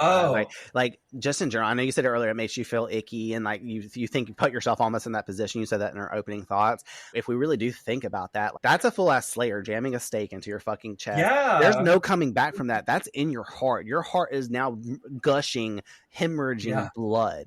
There's no helping you. There ain't no, I need something to plug this hole up with. If you're not in the hospital within 2 or 3 minutes from now, like even then you're probably done. And that's a puncture wound into your actual heart. Like so fucked up. I'm kind of getting sick, almost queasy thinking about it. Like, right? It's like gross. It is really gross. Ugh. Well, that's over. I'm glad we made it past that scene. Over at we survived. For real. Alan didn't. I was gonna say morbid too soon. I don't know. Over at the warehouse, we see Giles and Wesley disgusted, watching Balthazar get watered up. Moisten the front. Moisten the front. This is where he's like, the front. Wet t-shirt contest. Oh, no. Ew, what? Wesley is freaking out, panicking, yet telling Giles that they have to stay calm. Courtney was laughing during this whole sequence, by the way, as well. Also, literally quoting about the demon. I never caught that before, but he looks at Balthazar and he says out loud to everyone in the room, "Oh God, what is that thing?" So fucking funny. Giles clarifying in a snippy manner that it is indeed the demon Wesley assured was dead. Zora tells him that they know what he wants. Giles snarking he's not scrubbing that demon's body, and the vamp shoving him. Like, I love that too, because they like all punch him and like in the back of the throat and like shove him forward a little bit. He's like, ow. Like, Giles is just so reserved in this moment. Meanwhile, obviously, Wesley's panicking more because this isn't the time for games. And he looks at Giles and says that. And Giles scoffing, why not? They're surely going to torture like us to death anyways. And Balthazar, like, nasty over there. He's like, you're right about that. and then he's like I call queen. I call that like a fat guy turtle, because like heavy set guys always be like having what I call a fat guy turtle. Like they laugh a certain way. It's kind of sniffly and snort, like they all wheezing for breath. I say this because I myself have a 400-pound brother. It's because of his thyroid, but he's always been overweight and like low key. Like, I love you, Birdie, so much. So if you listen, like, you know this is a joke. But like when we were watching it and Courtney, like, he came on the screen, I said, "Look at Brody," and Courtney died laughing because she knows what my brother looks like. That was so wrong. So funny. Wesley is ready, though, to give up any information if that means his kneecaps are safe, offering a trade, letting them know the Slayer gave the amulet to a tall male friend he didn't quite catch the name for, which irritates the demon further. Balthazar, I will call him the demon in my script. He needs to know the man's name so that he can get his amulet. And, like, of course, he shouts all that out dramatically. He's like, "That man, what is his name?" I love this too, because this is where Angel walks in to clarify. His name is Angel. This kind of gives you like I swear if like the score could play from his series, like this is that moment where you're just like, oh, okay, this is giving like notion to the new show, like 100%. I see what you're doing here, show. Him and Buffy start attacking the vampires. Giles being a badass with hands tied, headbutting that one fucking vampire running up to him. Go Giles. And in that same motion, Buffy grabs a sword from another, spinning around to slash his restraints, freeing Giles, which also a swift fucking motion. Like, I love the choreography done here. Amazing. He pushes Wesley out the way, protecting him. All this fighting occurring as fucking Balthazar is useless and cannot move, flailing them damn arms we've been talking about. Unacceptable! Unacceptable! So dramatic. I'm like, okay, nobody cares about this unacceptability of this. Like, boy, like, you can't even do nothing. Get the fuck out of here and sit on one of these bitches. Like, I love that he thinks that like saying that too is gonna like stop it all. Like him being like, "I'm very disappointed," and everybody's just gonna be like, "Oh, sorry." Giles takes on a vamp with a sword, holding his own, another pinning Wesley. Mr. Giles telling him to duck and slice the vamp's head clean off his shoulder, giving us the 2K per Giles hereditary head slay, and that fucker is dust. Gotta give our hereditary shout out. But I love this fucking moment because, like, when we're watching it, Wesley's like grabbed by the vampire, and obviously Wesley can't protect himself, and he's watching Giles be a fucking badass. And he's like, "Mr. Giles," and Courtney goes, "Mr. Giles." Like, when we were watching it, like, I think this is where we were like falling in love with Wesley a little bit, but not really. A little. But also just fucking awesome and iconic for Giles. Like, he's out here fucking doing the damn thing. I'm like, look at Giles. I mean, we got to see a little bit of this badass energy unironically when you joined us for Passion, and he went in there fighting Angelus and shit like that and taking on him and stuff. Like, iconic, but also fucking Giles. Like, we've seen how far he's grown since the first season too. He's the one that needs to be out there patrolling with Buffy, not Willow. Either way, Buffy battles vamps as Balthazar uses that power of his to levitate Angel over to him, so that's the purpose that it serves. Grabbing him by the head, and you know, of course, he's sitting there crushing Angel's head. Buffy can't have her man paralyzed, so she is resourceful, looking at all the cords connecting light fixtures in the ceiling and inconveniently placed over the tub, might I say, dropping one of them down into the tub, and Balthazar is electrocuted to death.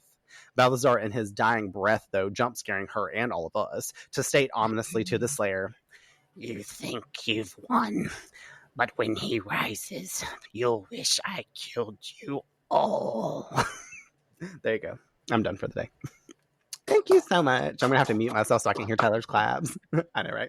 And scene, because he's dead. But also really cool. Like, obviously, we've been seeing them moisten him, so this was probably the best day, and also further irritating him. Like, he's gonna need some like shea butter or something after this, because that burned him all the fuck up. Not only was he electrocuted, like he's got all these lacerations and burn marks all over his skin. So if he thought he was uncomfortable before, he better be glad he's dead, because he would not be able to, like, he needs that burn cream. He needs some aloe vera from the refrigerator, the refrigerated one. The cutscene transition magic over to City Hall as the mayor sits inside a pentagram surrounded by candles at its points, speaking Latin, clearly doing his dedication forementioned earlier. Upon completion, the room shakes of slight, registering something must have been done right. Once stopped, he voices that he doesn't understand why Alan would miss this, because he's a punctual person. But oh well, and he instructs Trick to let the vamp out of the cage. We see that is imprisoned. Like, I love how they literally just lock this motherfucker in a damn dog kennel, like chilling over in the corner. It's not really a dog kennel, but like, where do they get this damn barred fucking little mini cage? Whatever.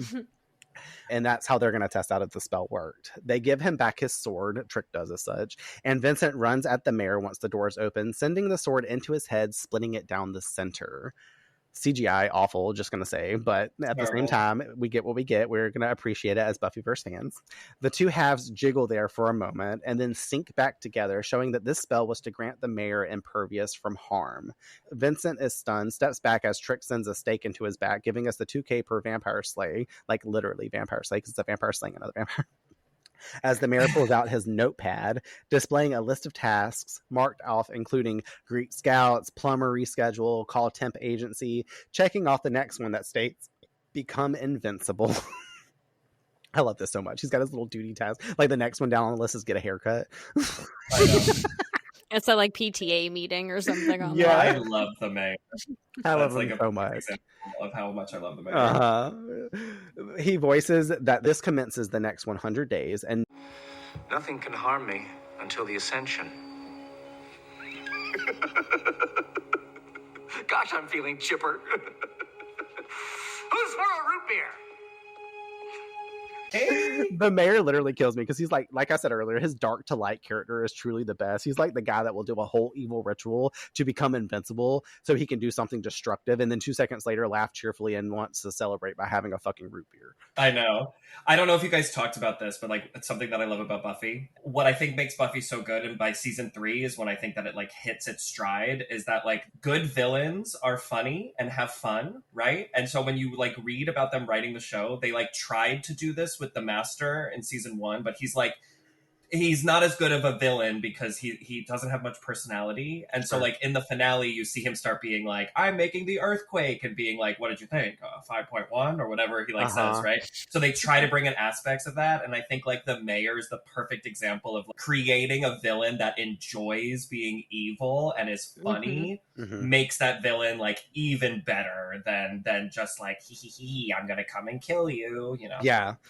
Which is fun, and you're not wrong. I think it was just too early on for them to try to do that, and then they like were trying to do it by the end when he was about to leave the show for that instance. But obviously they regurgitate that, and the mayor pulls off so much. Like, Harry Groener is so amazing at doing this villain, well, not even the villain, but playing the good guy and the bad guy, because he truly does care about the residents of Sunnydale. He cares about, like, when we were joking about him in Band Candy when he's down in the sewers to give the baby offering to Lacronis. He's like calling and talking about how like we need to fix the gas pipes down there because they seem to be malstructured and shit like that. Still doing his duty while he's down there about to sacrifice babies to a demon.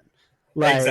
Exactly. And they do it so well too. I mean, both the acting and the writing when it comes to the mayor, because you could so easily have a character that like cares about, let's say, the children of Sunnydale, and it come off creepy. Yeah. Or certain relationships with people, and it come off more evil than it does like, but you know that the mayor in his heart, like, he truly means let's go get root beer. Like, he truly means that. It's not him trying to be like, I'm going to intimidate you and let's go get a root beer together, and it's something creepy. Like, there's something about the way that they write him that is done so perfectly well that it is like, that is like a Buffy villain. And then you'll see this as the show continues, Courtney, with like how they bring this into other villains throughout the show and why it makes it so fun. Well, you know what's not fun? The next scene, because we go over to Faith's motel. We see her cleaning her blood-stained shirt in the sink with a toothbrush. There's a knock on the door. Buffy's voice calls out that it's her. So I love it because Faith like, oh shit, like who could that be? And then Buffy's like, okay, if somebody were doing this to me, I'd probably want them to like let me know who's here. Faith lets her in and goes right back to scrubbing. Buffy steps inside, clearly there to talk, but seeing this quiet display, she starts softer. She like pulls herself back. You can tell Buffy was about to just jump in with this, and then she like takes notice of what Faith's doing, which also just goes to show how like Buffy just like pays attention and chooses to ask how Faith is instead. Surprisingly, Faith doesn't say 5 by 5 and just shrugs it off with a simple, you know me, I'm all right. Buffy tells her that they need to talk about what happened. Faith insists there's nothing to talk about. She was doing her job. Buffy pushes back, saying being a slayer isn't the same as being a killer. She pleads with Faith not to shut her out, reminding her that sooner or later they're going to have to face this. Buffy says they can help each other through it, but Faith snaps that she doesn't need help. Buffy tells her she's wrong. She can try to shut off her emotions, but eventually the body is going to resurface. Fed up, Faith ends the conversation, saying that this is the last time they'll ever talk about it. But then she drops the real bomb. There is no body. It doesn't exist. She took it, weighted it, and dumped it. Problem solved. Buffy's horrified, trying to make her see. Faith, you don't get it. You killed a man. Faith just smiles, calm and detached, and delivers the chilling line, no, you don't get it. I don't care. Buffy looks at her stunned. We fade to black, and here endeth the episode. Holy fucking shit. Like, what? What do you think of that? I mean, that's kind of what I was saying. Like, I started to get more and more worried for Faith as things were progressing after what she did, because I don't know, there's a difference between doing something and then acknowledging what you did despite the fact that it was an accident. You know, like we've all done plenty of shit accidentally that has fucked up someone else or hurt someone else or has somehow impacted something outside of us because of something we decided to do or not do. The lack of accountability is crazy. And it's just like, as much as it's clear that she's impulsive and she's a bad girl and she's like this opposite of Buffy in a way, I didn't expect her to be a sociopath. You know? Yeah. And that's kind of like where you're left with the ending scene. You can't really translate that into a different way. She very clearly states she doesn't care. And that's clear because her actions afterwards, when you go and tamper with a body that you're responsible for killing, that takes what you did to a totally different level. You know, like now you've gone from an accidental thing to a fully criminal thing. And then you're acting like it's just a regular Tuesday evening or something. And I'm just like, girl, I'm so worried, like for everyone now, for anyone who comes near you, because God forbid, you know, you clearly have no attachment to empathy or other people if this is kind of how easily you can discard things.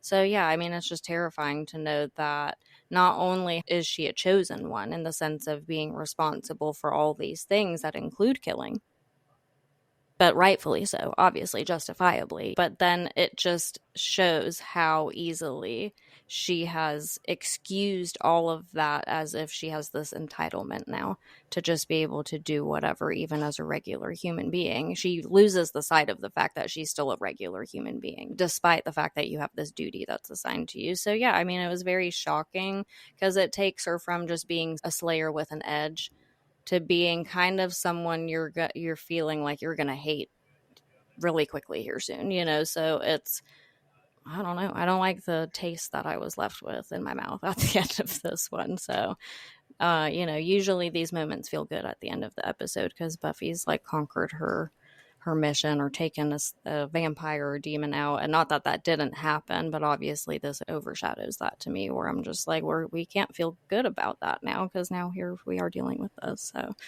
you know, very interesting place to be. 100%. You said that so well. I'm so happy that you've like, I don't know, you are one of us now. I'm invested. For real.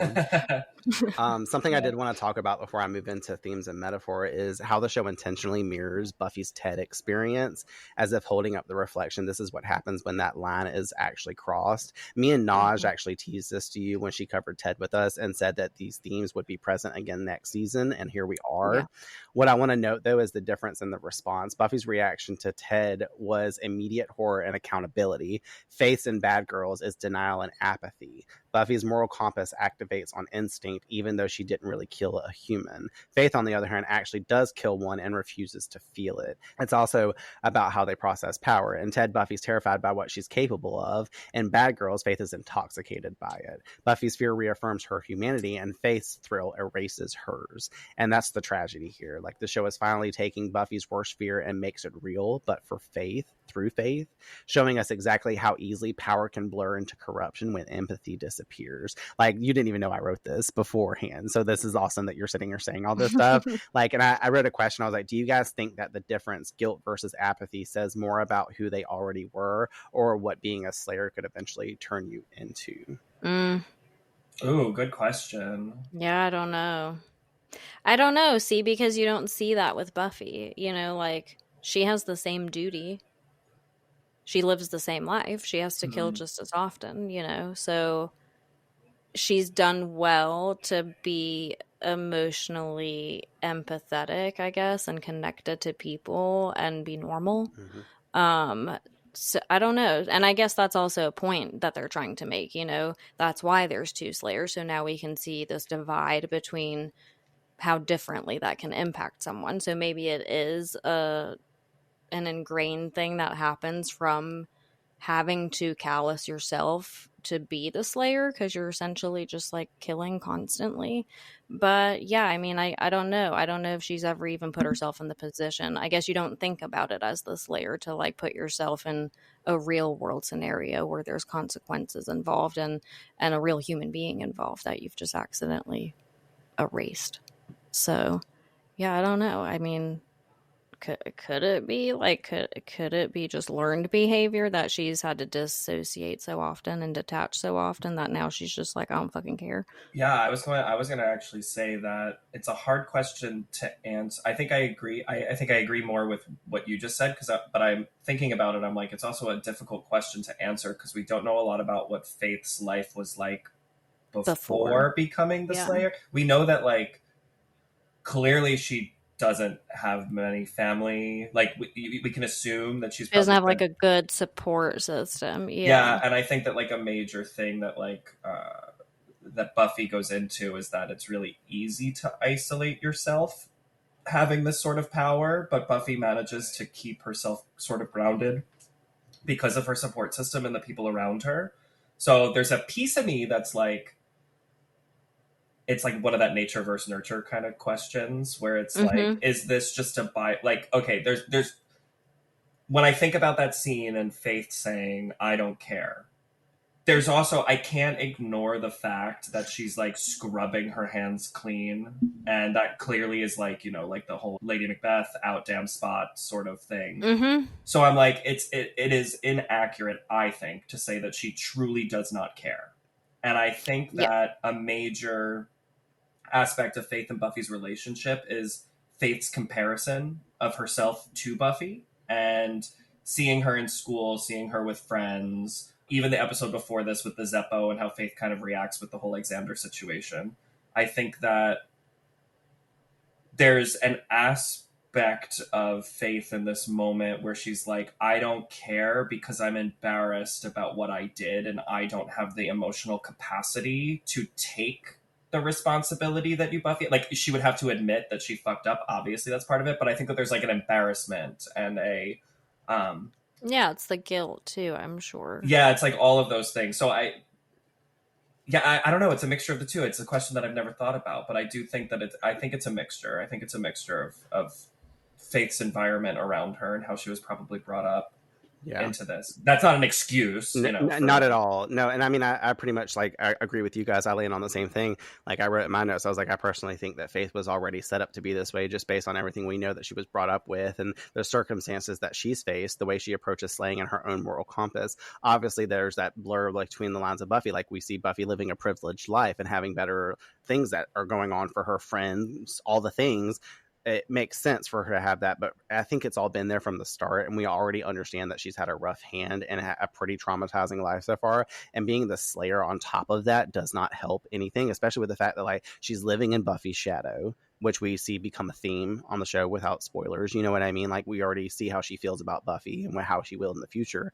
I think that's what fuels that intoxicating urge to be different from Buffy also, even if it means taking a step towards the dark side, which obviously we start to see with the next episode, and how Faith starts to unravel from this event and how it's internalizing her, because Faith pushes down her emotions. She doesn't feel them. Like, she wants to act like it was nothing. And just I guess that's a lot, the fact that she just took Alan's body to dispose of the body versus like go through the motions of like how to correct this situation. If they had corrected the situation, we obviously live in a town. I mean, we know the mayor at this point is corrupt too. Well, they find out next episode, and it would have been so much easier to like do these dealings. And I guess that's why that episode unfolds that way. But it's like the mayor, if they had have like said Deputy Allen was like found for murder and stuff, yeah, the mayor might have pressed an issue and stuff like that, but most of the town's going to be easy at covering stuff up. You know what I mean? But especially if it's done by mystical forces or because of vampires and stuff like that, they're going to have to put a spin on it. So, I mean, Faith probably would have she wouldn't have had to stand some big trial and do some other stuff. And obviously we get into that next episode with what happens with Faith. But I kind of lie on that same thing with you guys, where it's really hard to draw the line between the two. But for Faith, at the end of the day, it just comes down to pure apathy, because she does not care. You know what I mean? She's not going to take accountability for her actions, like Courtney said initially in her statement. She does not have the urge to do any of that stuff, and it's because she has no connection to the world around her. She's lost her mom. She's lost her first watcher. She's now getting pushed into with the second one, this whole friend group and dynamic, and she's already kind of on the outside. Gwendolyn Post, like in that episode 2, this is also the callback from episode 7 to there. From there to now, on how she basically influenced her and how was putting her against Buffy in the group anyways. So Faith has already been dealing with this like whiplash energy. So it just really doesn't help the whole overall spectrum of the issue. So yeah, heavy stuff. This episode is so heavy. Next one is even worse. Like me and Courtney, like especially me, I was having anxiety watching Consequences, and I was like I feel like I've done something wrong this episode. I feel like I'm in trouble. The cops are coming to knock on the door for me any second now. You know what I mean? Just because living with anxiety, it starts to make you feel that way. You're like, almost, I'm going to watch a Disney movie after we watch this episode, so I feel better. But we'll get into that next time. Themes and metaphor for this episode, though.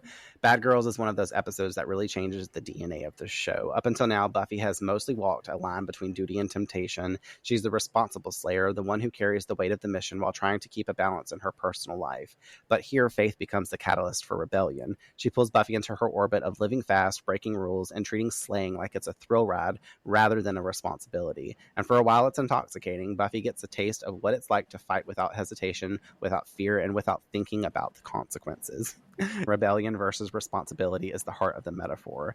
Faith represents that reckless adolescent urge to push boundaries, while Buffy embodies the weight of growing up, of realizing that power comes with accountability. The two of them together are like opposite sides of the same coin, instinct versus restraint, impulse versus morality. And Bad Girls forces us to see how that thin line is between them. This is also the episode where the show finally addresses something that's been hanging over the series for a long time. What happens if a Slayer kills a human? Back in Ted, Buffy thought she crossed that line, but the story let her off the hook with the robot reveal. Here, there's no such safety net. A human death happens, and it's a line that can't be undone. It's a loss of innocence for Buffy. She's seen the true weight of her power, but for Faith, it's the start of a dangerous refusal to face reality. Their different responses are what split their partnership and shift the Slayer dynamic forever. So the metaphor runs deep with the two girls misbehaving. It's about power and the cost of living without limits. It's about how tempting it is to lean into denial instead of responsibility. And the first time the show really tells us there are rules in this universe, and if you break them, the consequences are devastating. And then we get to the chilling moment at the end, Buffy horrified, trying to make Faith understand the gravity of what's happening, telling her, you don't get it, you killed a man. And Faith flips it on her, saying, no, you don't get it, I don't care. That line is terrifying because it's not just denial, it's a declaration. Buffy is operating in a world where morality, guilt, and consequence matters. Faith is choosing to reject all of that. This is where we see that the true fracture between them. Buffy feels the weight of responsibility, Faith shrugs it off. And it's not just a character beat, it's a thematic turning point.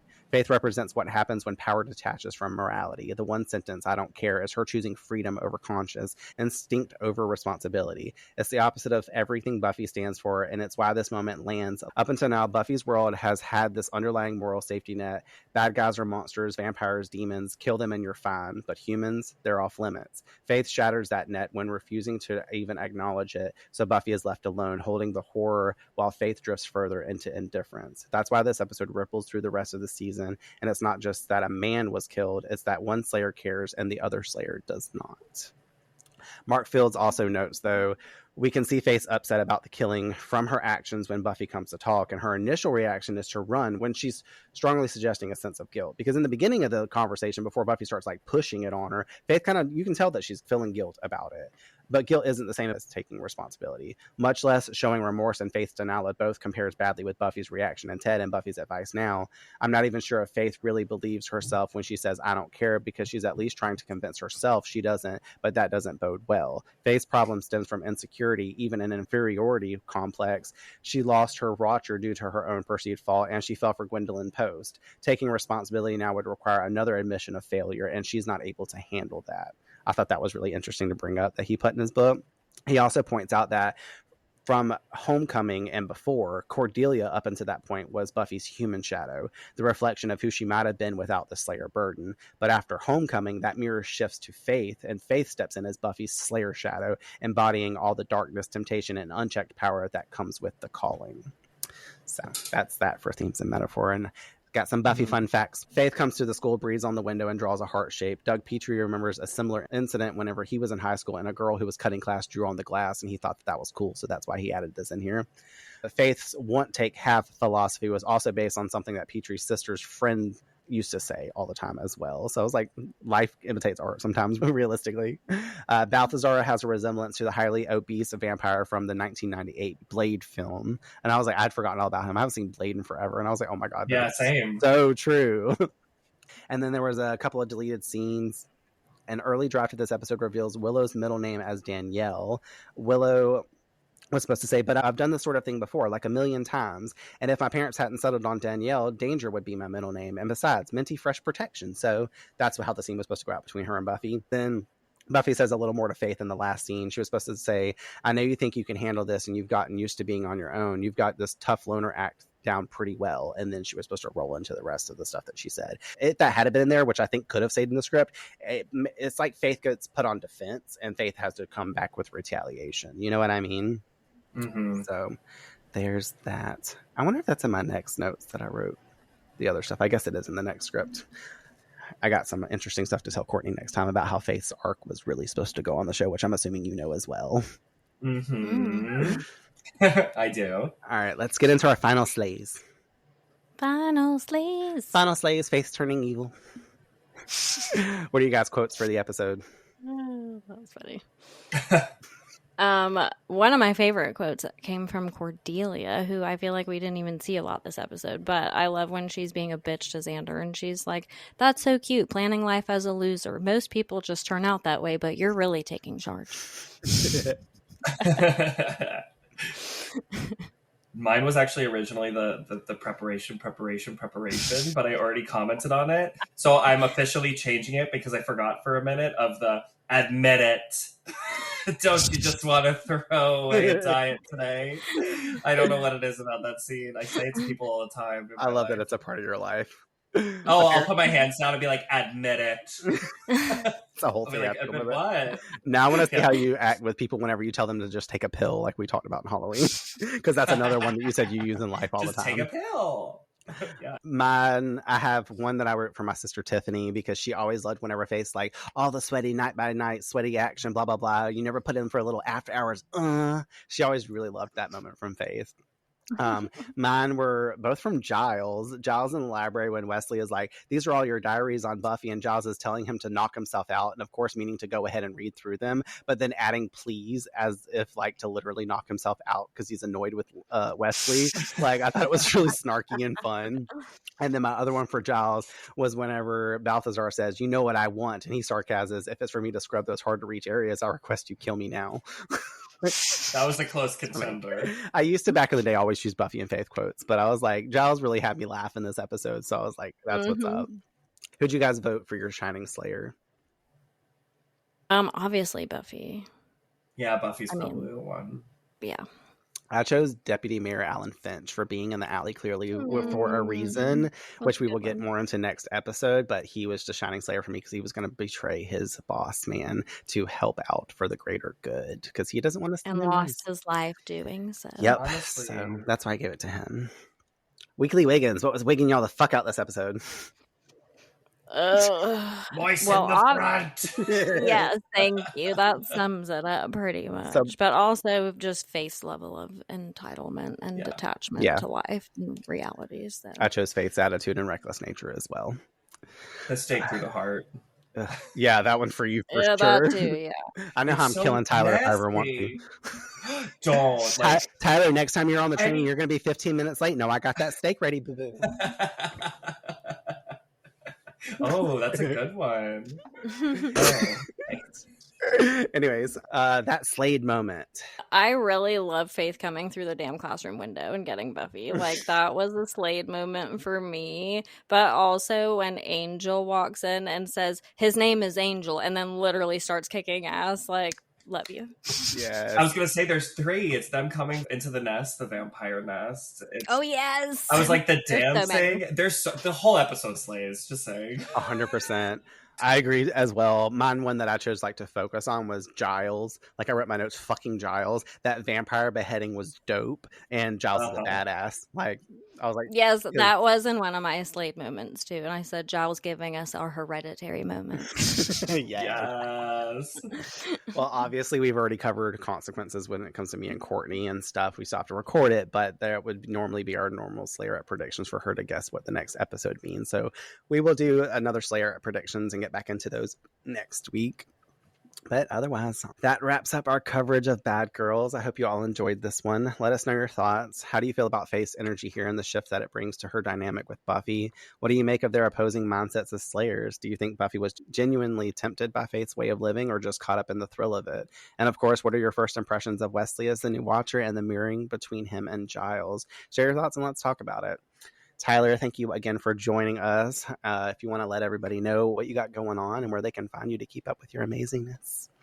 Sure. Thank you for having me. It's always a pleasure. You can find me on Instagram at Tyler_the Vampire Slayer. It's the same on TikTok, and I stream on Twitch Mondays, Wednesdays, and Fridays. That's Tyler the Vampire Slayer with no underscore. No underscore. That one's just normal. And I'm on YouTube, Tyler the Vampire Slayer, also no underscore. Sweet. Well, we will catch you all back here next week as we get into the heaviness that is consequences. Until next time. Faith, we need to talk about what we're gonna do. There's nothing to talk about. I was doing my job. Being a Slayer is not the same as being a killer. Faith, please don't shut me out here. Like, sooner or later, we're both gonna have to deal. Wrong. We can help each other. I don't need it. Yeah? Who's wrong now? Faith, you can shut off all the emotions that you want, but eventually they're gonna find a body. Okay, this is the last time we're gonna have this conversation, and we're not even having it now. You understand me? There is no body. I took it, weighted it, and dumped it. Body doesn't exist. Getting rid of the evidence doesn't make the problem go away. It does for me. Faith, you don't get it. You killed a man. No, you don't get it. I don't care. Thanks for tuning in to this episode of Buffy on Revamped. Remember to join us next week for a new episode release as we continue our journey through Sunnydale. We also would like to hear from you, so share your thoughts. Discuss with us your perspectives on this or previous week's episodes by following us on Instagram and sending us a DM at revamped_rewatchpodcast. Or by emailing us at revampedrewatchpod@gmail.com. Additionally, we will be choosing one of your messages to shout out in an upcoming episode release. And if you happen to love abandoned places but prefer them vampire-free, check out Echoes of Elsewhere, an urban exploration podcast, where I interview urban explorers about the eerie spaces they uncover, anything from haunted schools, forgotten mansions, and tunnels that probably don't lead to the Hellmouth. From history to mysteries, tips and tricks of the trade, I dive into all things Urbex. Subscribe and listen wherever you get your podcasts. Until next time, the Earth is definitely doomed. This podcast is dedicated to the Buffyverse, to its fans, and my sister, Tiffany Dawn Pearson.